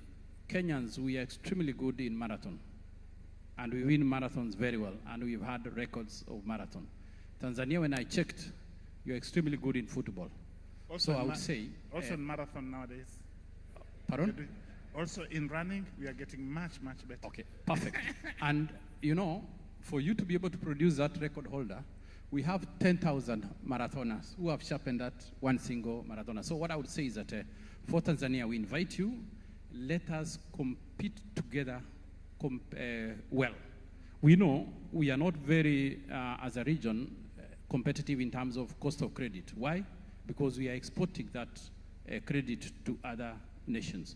we are not very competitive in terms of energy because we are not having industries at scale to be able to produce energy so that we can be, right now we are paying 2.5 to 3.3 times more in terms of cost of energy because we are not competing at scale. So what I would say is that we still have a huge way from 1% to 16%.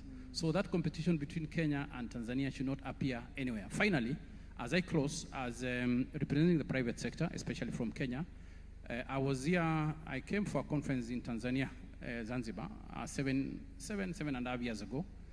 And talking about the non-tariff barrier, I was asked for a yellow fever card.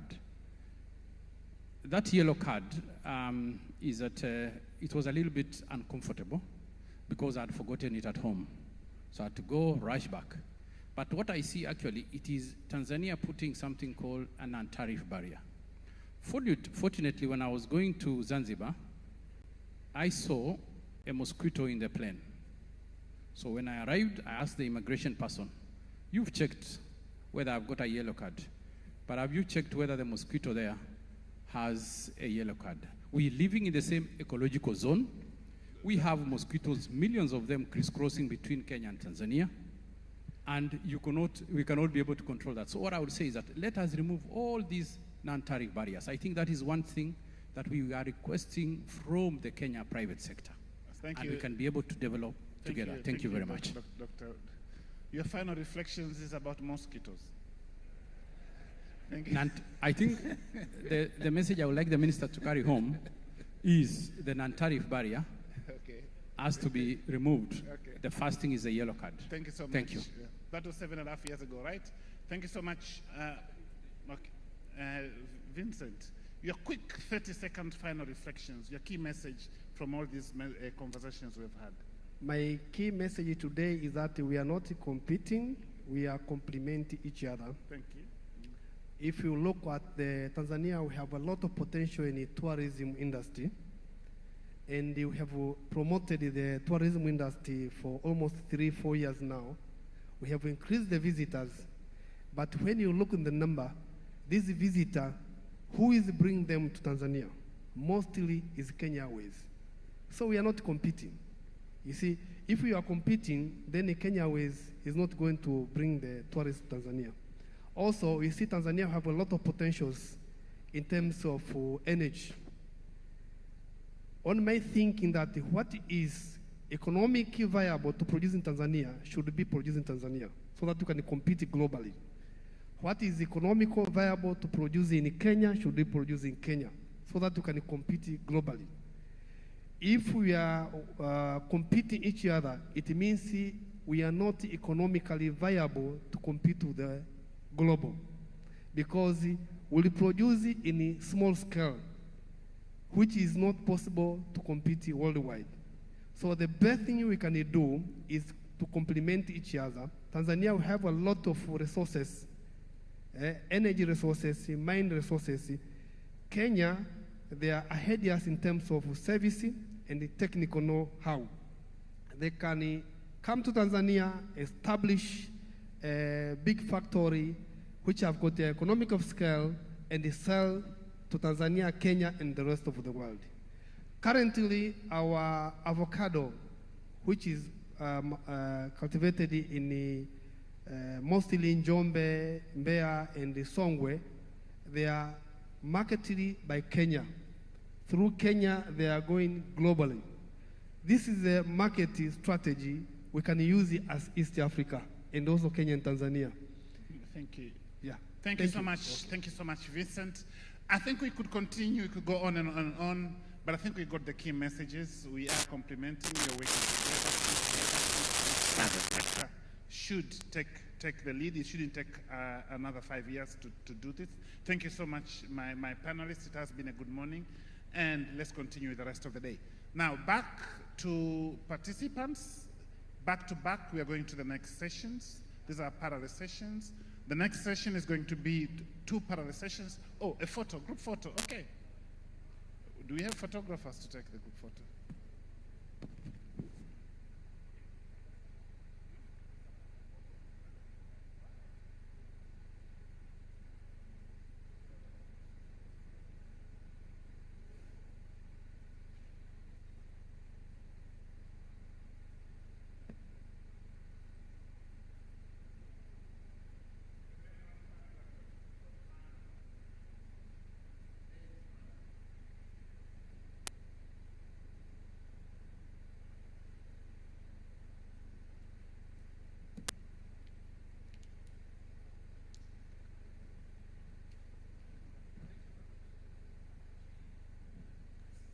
So the panel that will take place in this room is going to be on infrastructure, energy, and connectivity, building the arteries of commerce between our two countries. And the moderator of that panel is going to be Monica Hangi, the country director for GASPI Africa in Tanzania.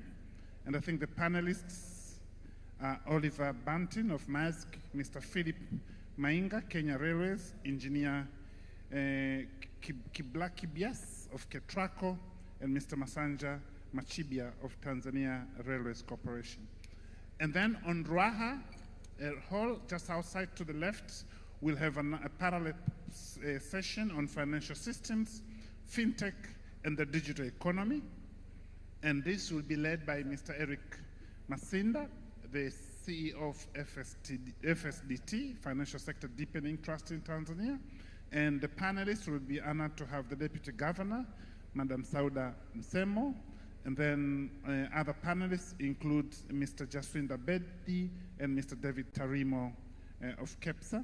And I think Dr. Abdulmajid Nsekela might be represented by someone else in the panel. So please make a choice. We have about 3-5 minutes to switch. I'll advise those seated up there to be joining that panel in Ruaha Hall so that we can start in about 3 minutes. And each panel will take about 40 minutes. Monica, you have 40 minutes for the panels so that we are done by around 1. So 5 minutes for switch over into the various panels. And then we'll be starting at around 12:20 with an aim of completing at around 1-ish.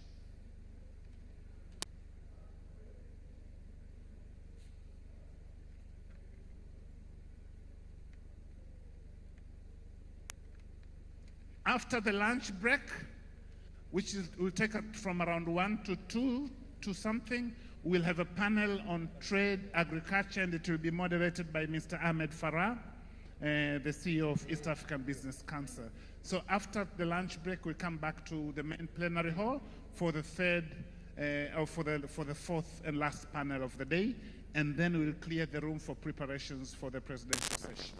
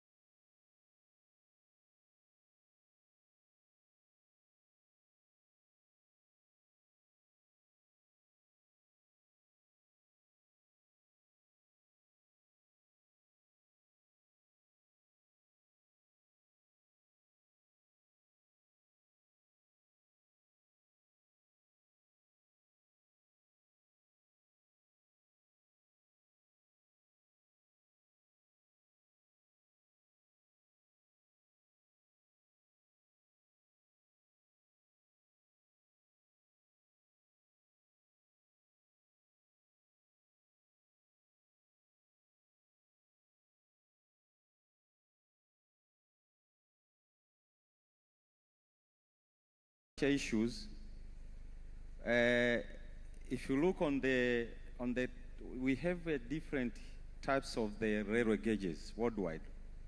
In East Africa, we have a meter gauge railway, which is 1,000 millimeter. It means the two rails which run parallel, they have a width of 1,000 millimeter. And also we have this ongoing SGR construction.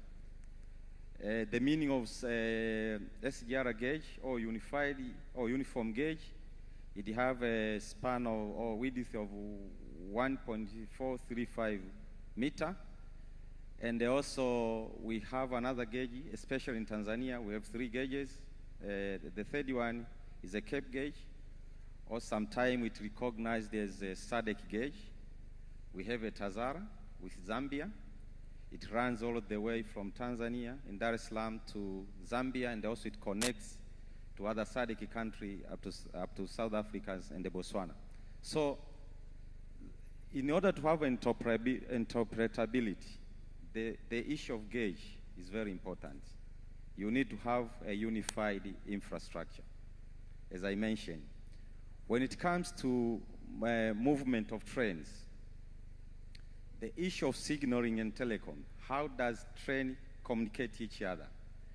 Especially an example in Tanzania, for the ongoing SGR construction, the one which we are operating, we have opted to use European railway traffic management system. If you compare with your fellow, they have chosen another kind of system. So if you don't have a unified kind of system, you will never achieve the interoperability, or rather than you need to put a lot of procedures and the protocols to allow the train to move from one point to another. And the last one, as I mentioned, e-documentation is very important to allow the traceability and also movement of the containers and the wagons from one country to another. In short, those are so many issues when it comes to interoperability, especially in the railway industry. Thank you. Asante, Engineer Machibi. I mean, that is very informative in terms of understanding what is required, the requirements for the interoperability to work. I will just shift to you, Mr. Philip, from the side of Kenya. And my key question is also, is the same for you, but also just to understand whether there are already plans or thoughts or discussions around the linking of rail between the two countries.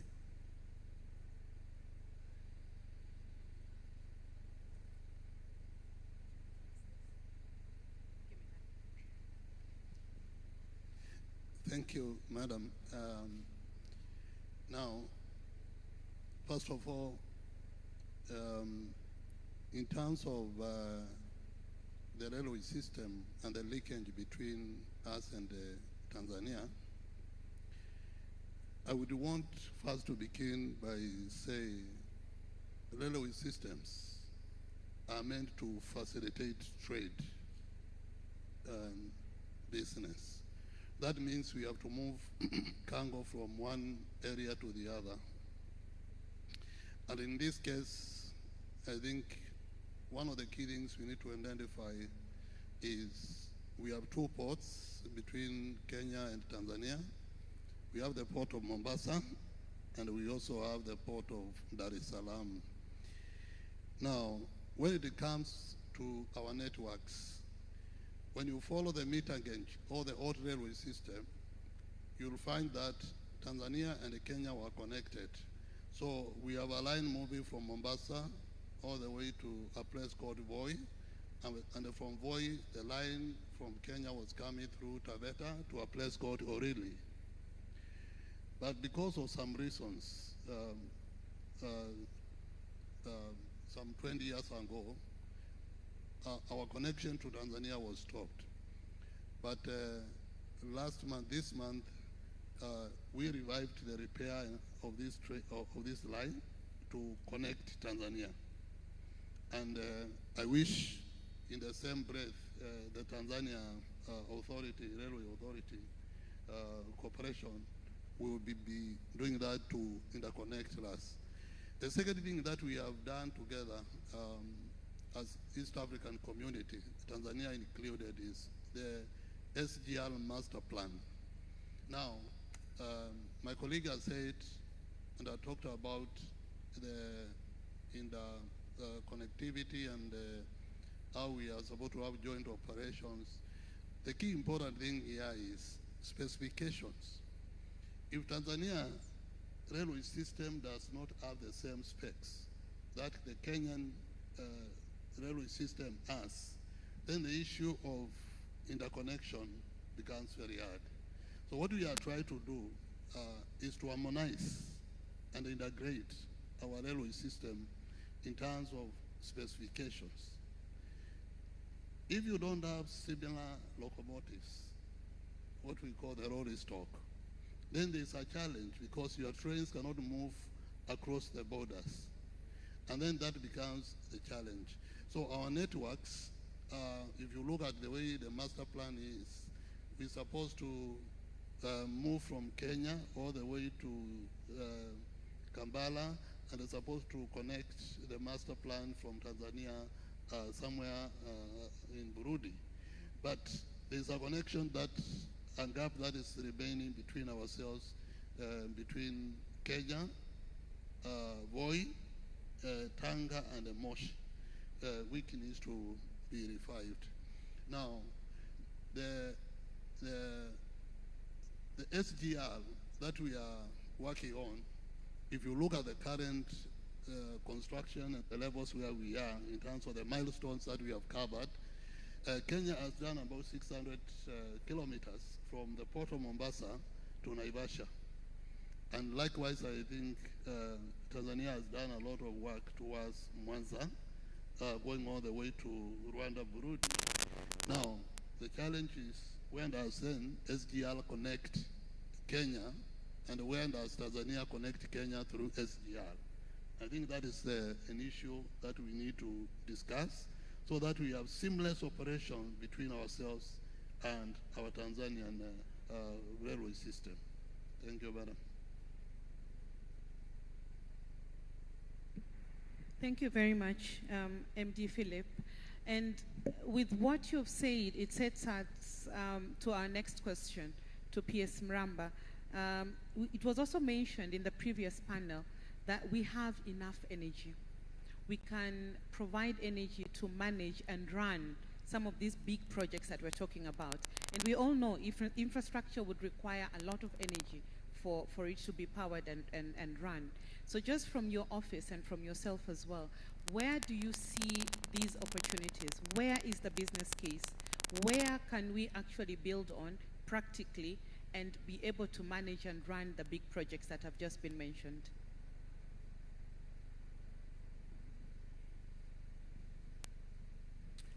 Yeah, thank you so much for the opportunity. When I look at the opportunities existing in East Africa, especially Kenya and Tanzania, I see a lot of shared opportunities. And these shared opportunities are available both in Kenya and Tanzania, and they are available in such a way that we can power the infrastructure and the other development projects which are ahead of us. Let me start by giving some examples of what is happening in both countries, but more specifically, what is happening in Tanzania. Right now, Tanzania has 4,522 megawatts of power. That is the installed capacity in the country. But when we look around, we see a lot of power generation potentials in terms of sources for power generation. Our advantage is particularly on generation by natural gas, but again, both intermittent and base load renewables. So you talk of solar, wind, geothermal, all these are abundant in the country. But again, we look at hydro and we see still a lot of available potentials. Right now, most of our infrastructural projects are run by power. For example, SGR is operating on electricity, and we have already estimated the amount of power we need for the remaining portions of next SGR phases to Kigoma and Mwanza, and we see that we have enough power to do that. But one thing I should emphasize is that when we look at the projections, when we talk of $1 trillion economies in both countries, we need a lot of power. That is why the previous speakers were talking of 70,000 megawatts of power by 2050. And the question is, where are we going to get all that power?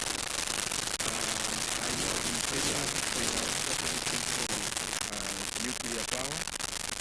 We have some discussions with our fellows in Kenya, and right now they are talking of nuclear power. But they are still exploring on geothermal in the rest of areas where there is potential for geothermal. But at some point, I think we may come into a situation where the interconnections between countries will be the solution in the future. TANESCO will be able to buy that power and pay. So improving financial situation of TANESCO is one way of de-risking the investment environment when it comes to power generation. On the other hand, we are looking on other areas, investment in general. If investors come in our region, one of the areas they want to be comfortable, number one is to get assured that electricity will be adequately available. Without available power, no investor will come and invest. But on the other hand, it's not only the matter of availability of power, but also the matter of affordability.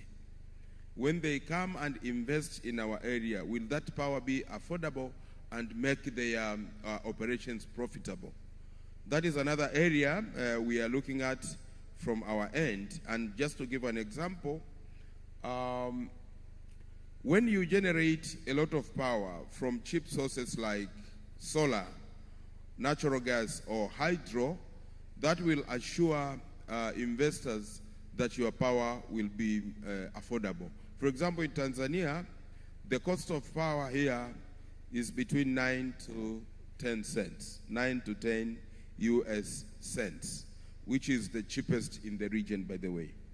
And due to that, it gives a lot of assurance to private investors, those who want to invest in industries, in infrastructure, and in other undertakings, that when they come and invest here, they will have power at an affordable price. So when I speak in terms of what we can do in the region, number one, we need to work with more interconnections, because when Tanzania and Kenya interconnect their power grid, which we have done, by the way, it gives assurance to investors who invest whether in Kenya or in Tanzania that if power is not available in Tanzania but it's available in Kenya, it can be transmitted through the transmission line and come to Tanzania and vice versa. Equally, when we look at cheaper sources, for example, if Kenya put a nuclear power plant and we have an connector interconnecting the two countries, nuclear power, which is cheaper, generated in Kenya, can be transmitted to Tanzania and serve industries in Tanzania. So there are several ways where we can de-risk the environment and make investment opportunities in these countries competitive and affordable. Asante sana. The key word that I've heard over and over is making all this affordable. So the affordability will attract the private capital to come in and invest. Let me move to you, Engineer Machibia. For the past 1 month, we've been hearing good news about investors coming in, bringing in funding to expand and finish off the SGR line. What is the secret? What is it that you do? How are you doing it to make sure that the private capital keeps flowing for the big project that you're doing? Yeah, thank you very much. To me, when we talk about first the building arteries of the commerce, railway is like a lifeblood. So it connects the port to the industries, the industry to the market, and also the market to our productivity. We, Tanzania, we have taken a step ahead when it comes to SGR developments, and also we would also appreciate and recognize on our fellow Kenyans.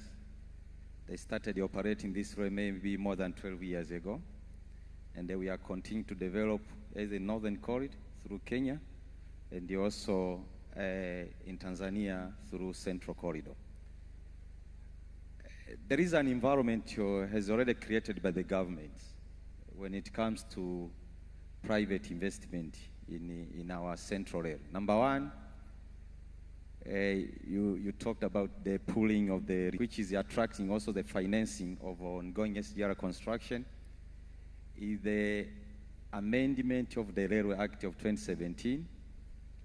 It was amended in 2023 to allow the private sector participation, which has created a confidence to financier assured by the government environment that is going to be reliable, competitive, and efficient. Because if you're going to put your capital, you should be assured that that capital will be recovered in a certain period of time. So this is one of the confidences the government has built towards the financiers who are funding our railway construction in Tanzania. Number two, also it is attracting more private sector to invest, especially in operation on getting an access to operate on our infrastructure. And we also created an environment to the private sector to operate in railway terminals and the ICDs, which I expect to be linked with our railway infrastructure in Tanzania. So there is already environment created in our procedure, regulation, and also there is a confidence to the financier to continue funding in other railway extension, especially from Dar es Salaam, from Dodoma all the way to Kigoma, and also all the way to Mwanza. To our PS here, he has mentioned about the power reliability. We are assured that even once we complete the section between Tabora to Kigoma and to Mwanza, the rail is going to be powered and they will be operated. Another key aspect when it comes to financing mobilization is an issue of the environment issues. We have proved that we are running the SGR under electrical traction power system. Also, this is an agenda of the world to have a clean and a green infrastructure. So this is also one of the key aspects, which is attracting more financing and the funding our railway expansion towards Dodoma. Thank you. Asante sana. MD Philip, I am moving the mic to you now. Where are you seeing possibilities to collaborate with what is happening on this side of Tanzania? That is the first bit of the question. But I would also like to hear from your end, and in Kenya, what is it that the government is doing to de-risk the environment for this private capital to come in, as you're also looking at investing elsewhere? Thank you. one of the things we need to look at is people have talked so much about the barriers of trade.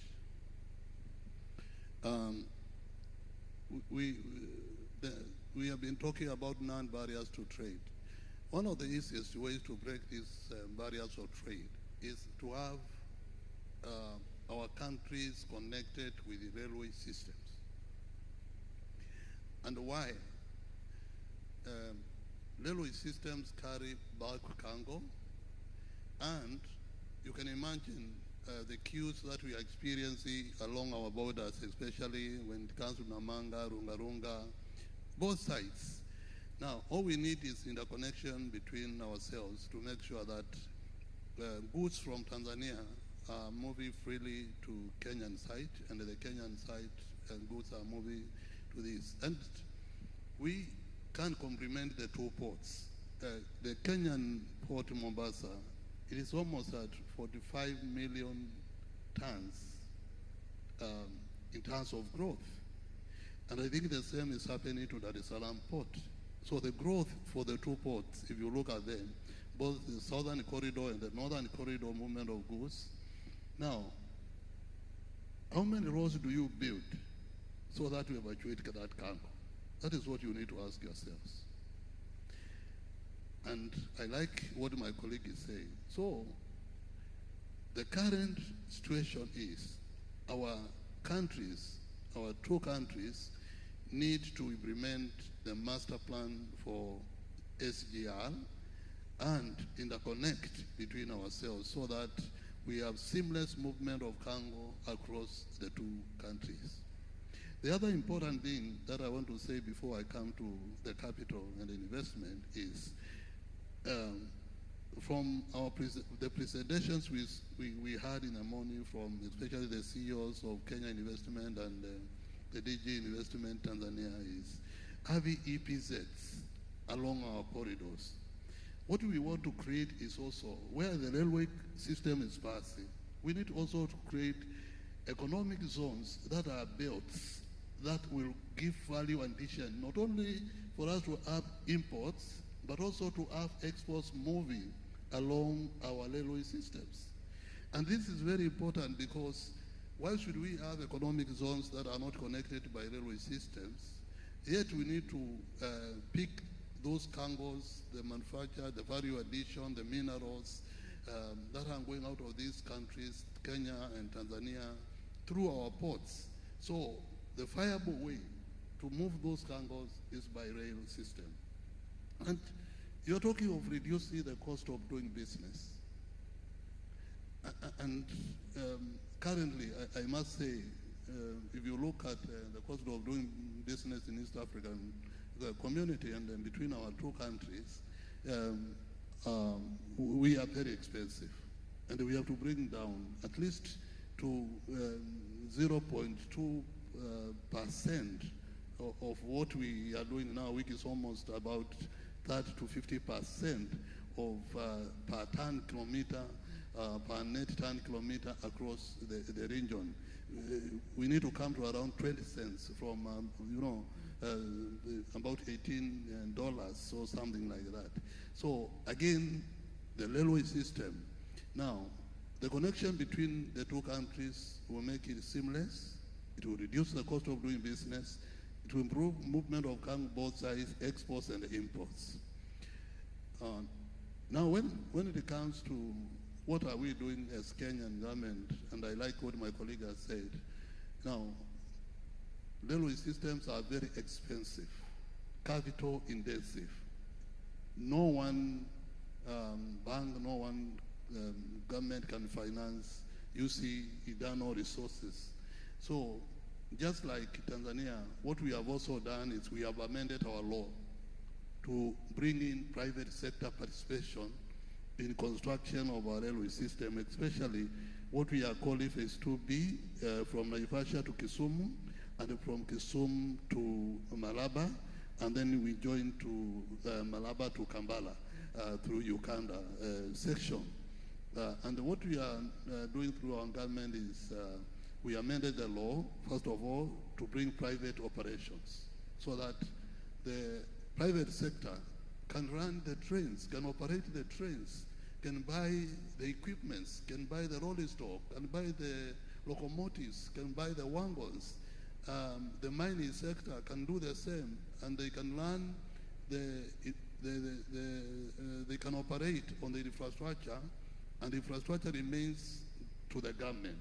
So the government retains the infrastructure, and then we have operators running the railway system.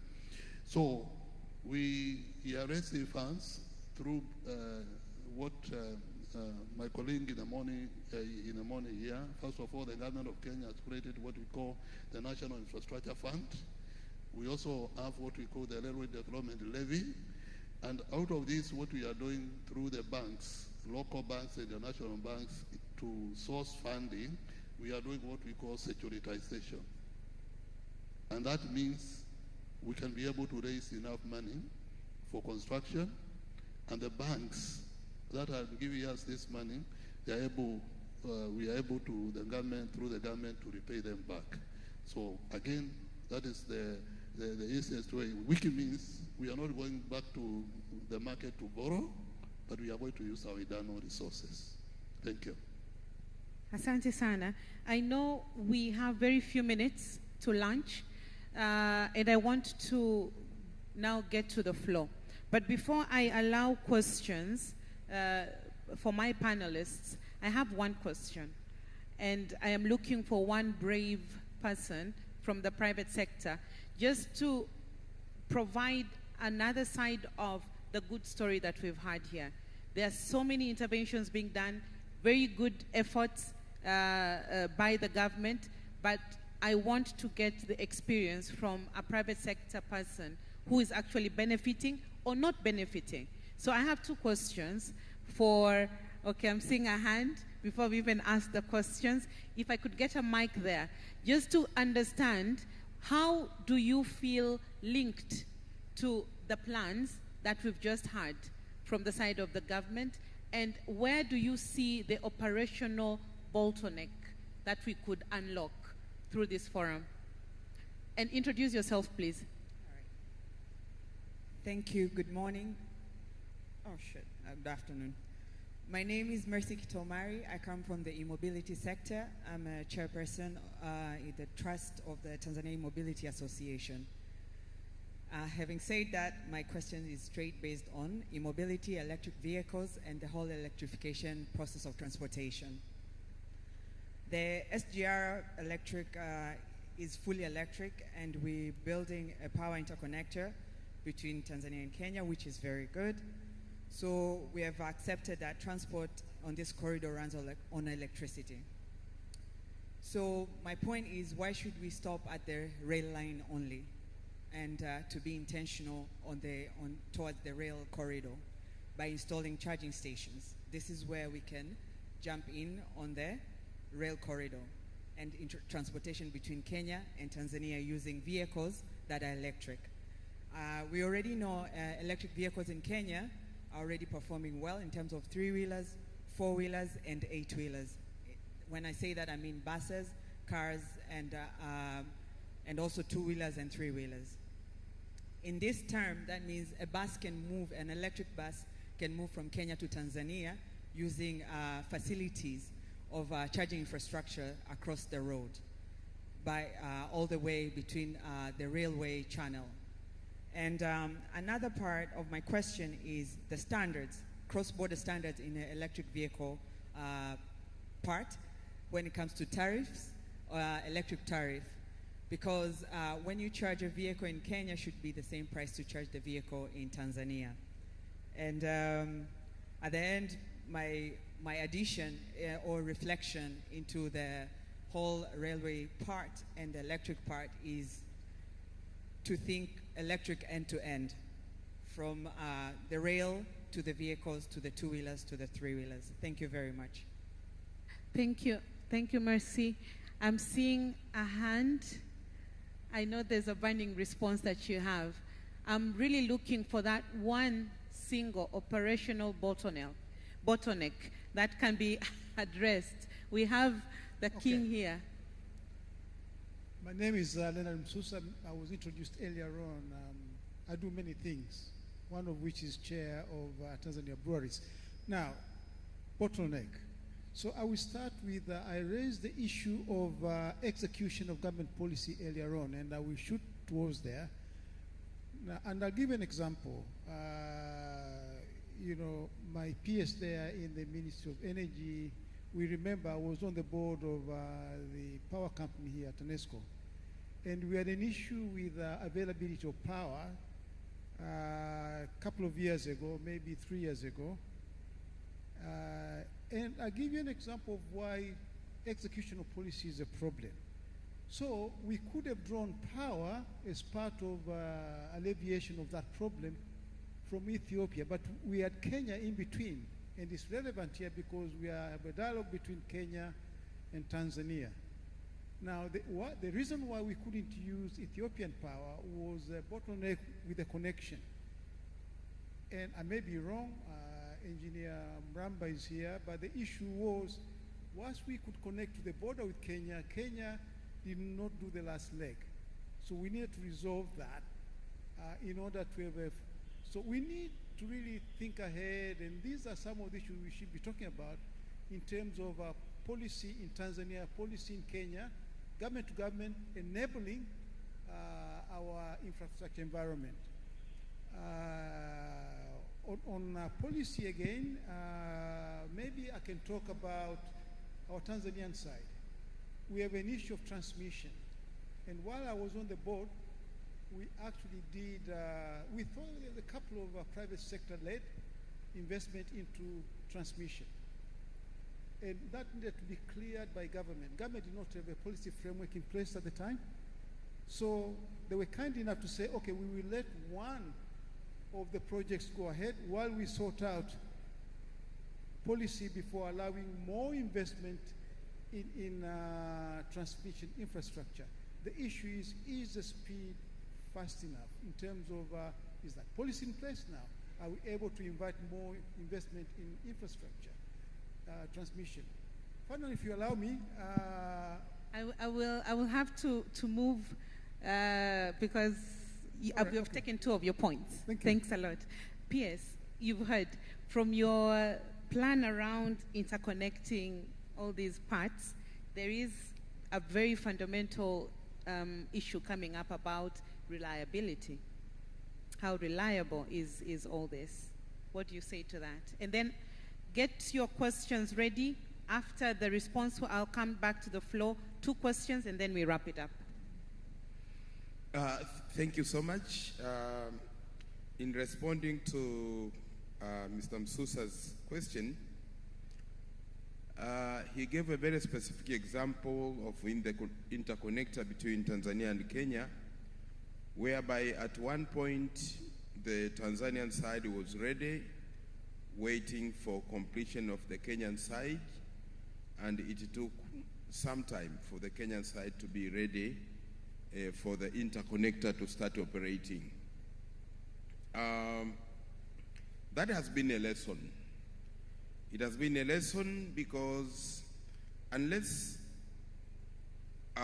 we have all our policies interconnected, you can have physical infrastructure interconnected, but if the policies are not talking, you may end up one side completing a project, but that project not benefiting the other side and not meeting the intended purposes. So it has been a lesson, and from there we have been moving on addressing such challenges. For example, one of the challenges we managed to address after that was development of standard codes for operating the transmission lines, so that the same power that is flowing on the Tanzanian side can flow into Kenyan side using similar standards, similar grid codes. So that is really a lesson we have learned. And from there, for example, now we are doing a similar project on the Zambian side. And from the lessons we learned, on Kenyan side, it has helped us to move faster on the Kenyan side. So the issue of efficiency has come on following those lessons. And I believe we are still going to learn similar lessons as we continue integrating our economies, because there are things we will be doing them for the first time, and once we do them for the first time, we can come up with some hurdles which we will sort out and learn, and as we do the second project, we will do it better. Asante PS. So back to you. I've seen one hand. Can I have one last one? That one. Can we move the mic to him? There's a gentleman there. And who will ask the second and last question? Okay. I'm seeing Imelda. That gentleman right there.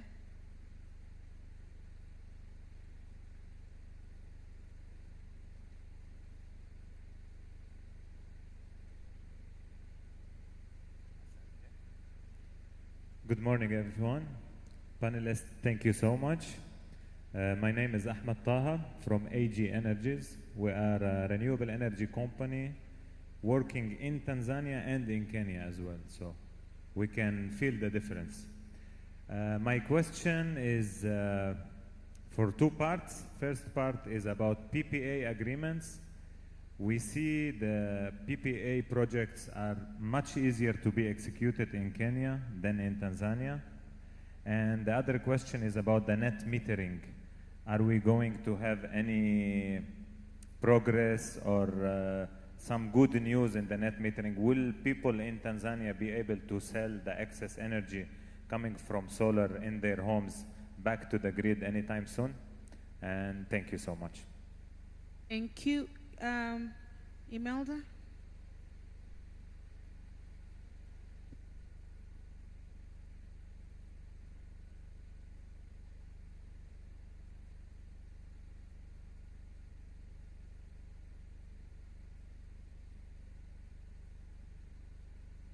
Just get a mic that works. Thank you. Okay. So thank you so much, and I do appreciate the great insights which have already been shared.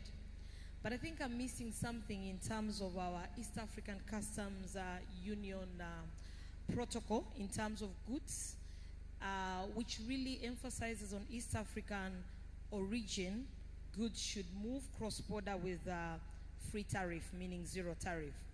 However, practically, we are not experiencing such on the ground when it comes to the logistics sector, especially when we look at road transport from Kenya to Tanzania when it comes to our goods that we want to move from Kenya coming to Tanzania.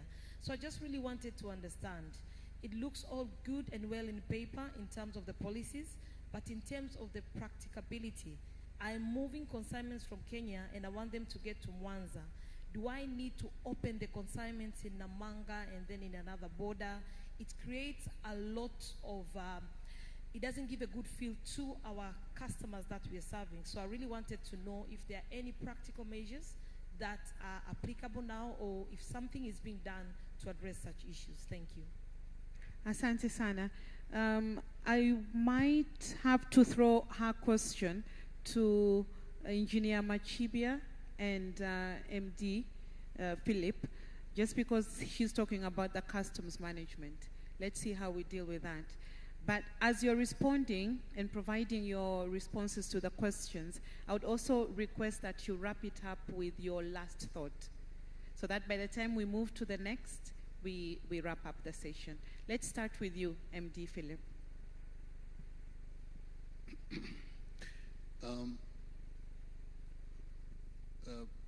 First of all, what she's talking about is about the non-tariff barriers and the cost involved because of customs and the way we charge our goods that are crossing our borders. I may not be the specialist to answer on that, but one thing that I think we need to do is to implement the protocol on cross-border systems. You know, we do have one-stop borders, and that is where the challenge has been, because we have agreed on the protocols, We have drawn the policy papers, but I think the implementation has become an issue. And that is where we are. That we are still waiting and watching when variation of tariffs between our two countries still happening, yet the policies and all the paperwork has been done, but the implementation, when it comes now to the practical implementation across our borders, is not happening. And I think that is what we need to harmonize and make sure that what has been agreed in our protocols that have been discussed, even through the technical committees and our ministers for transport within the East African community, are implemented, and I think that will help. And then now to summarize, just to say, I think between ourselves, Kenya and Tanzania, we need to harmonize our railway system. We are looking forward, even before we do SGR, to have Voi, Taveta, Tanga, Mosh, MGR operational, so that our customers and our clients who are moving goods across our country can begin to enjoy some of the benefits of our railway system. And just to summarize, again, is to say, railway systems are so key in any economy. When you look at India, which has the highest length of the railway system, and China and the European countries, railway systems across the countries are meant to spur the economic growth of every country and to reduce the cost of doing business. And therefore, I believe one of the things we need to implement between Kenya and Tanzania is to make sure that SGR and the meet and gauge railway systems cross between our two countries so that we can make the life of our investors a bit cheaper, reduce the cost of doing business, and move goods and services efficiently across our two countries. Thank you. Asante sana. P.S. Muramba, in 1 minute, if you could just talk about the request for equal treatment. There's an investor in Kenya and Tanzania, and there's difference in terms of what they're seeing. Yeah, the gentleman asked 2 questions. One was to do with the way PPAs are treated in Kenya and Tanzania, as well as the issue of net metering. Let me start with net metering. To enable net metering, we needed to have smart meters in all our customer systems, so that when customers generate their power, say using solar rooftops, they can send the excess power to the utility. That is something which can be enabled by a 2-way meter, which we normally call net metering. And here in Tanzania, we have started the process. As I'm talking, we have almost 1 million net meters, which are already in the system. And we have decided that from now onwards, all the meters which will be coming into the country will be smart meters. And this will enable smart metering to be implemented, and by so doing, also make net metering possible. So very soon we are going to improve our policies and allow customers with the extra power to send it into the national grid. On the second question, which was to do with the PPA, we are working on some improved PPA arrangement, which will make it easier for the investors and the utility to agree on PPAs without taking very long time. We managed to do that with the small power agreements, SPPAs, and we want to do some improvement on the major PPAs, and we believe that as well it will simplify the way we negotiate and enter into PPA agreements without taking too long time. Thank you. Asante sana, Engineer Machibia.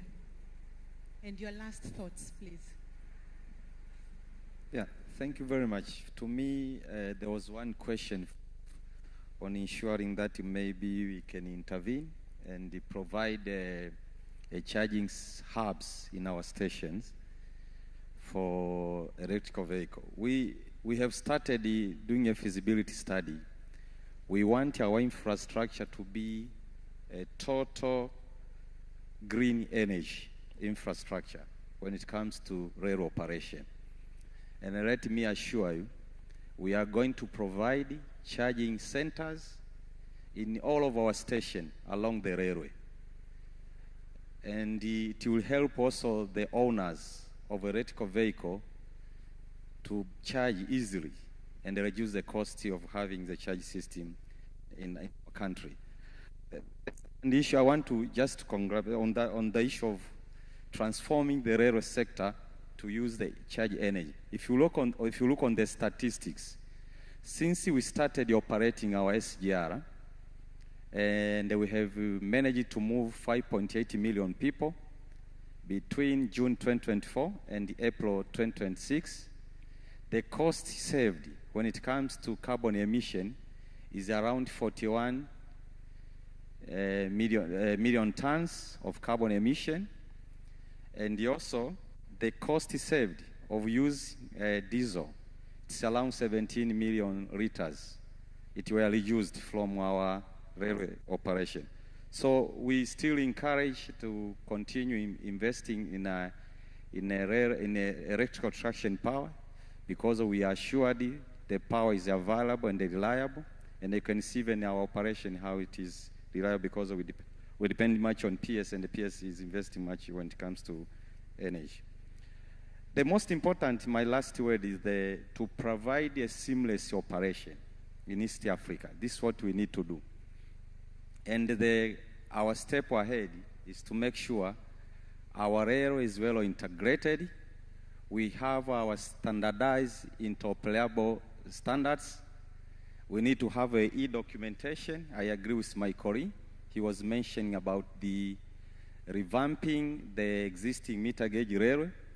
We in TRC, we are going to start revamping the line from Tanga Port to Arusha, and also we are going to upgrade and install the section between Ikahe, Taveta, up to Voi. I know in Kenya there is ongoing project. I have seen in you are now recovering the section between Voi to Taveta.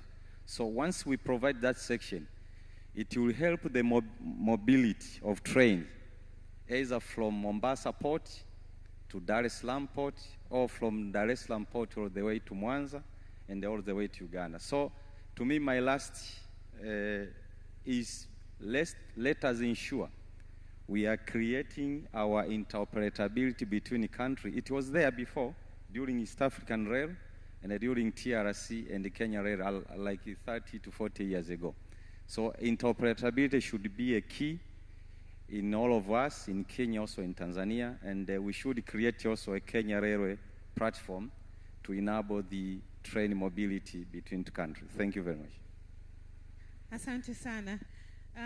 Gentlemen, this has been very good, and I would like to thank you for your thoughts, for also coming forward to respond to some of the questions which have been posed. 3 key takeaways from me: the harmonization of policies, regulations, the eco-treatment that has just been explained. I think that is something all of you have alluded to, saying it's work in progress. So let's have the timelines, let's have close follow-up, and the private sector will be knocking on your doors asking where we are. The second thing is around efficiency and reliability, and this has come very, very openly on the energy sector. because of all the projects that we are going to do around infrastructure, all the buildings, all the railway systems, energy is key. So we need energy. So efficiency, reliability for energy, and for the private sector to be able to bring in their investment, the predictable business environment. Those are the three key takeaways from my end. And with that, I thank you so much, the panelists, and also to everyone present here for being a part of this conversation. Asante sana. Thank you so much, Monica. And panelists, I think you also deserve a group photo. If there are photographers. Yes, you're here. Yes, if you can remove your labels, something temporary shouldn't get into your permanent memory. Remove your tags. TRC, KRC, you can do that MOU signing with your hands later.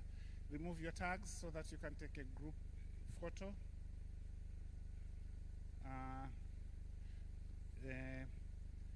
If you only have one lady, they never sit at the end of the photo, so give her the honor. Yes, exactly. Thank you so much.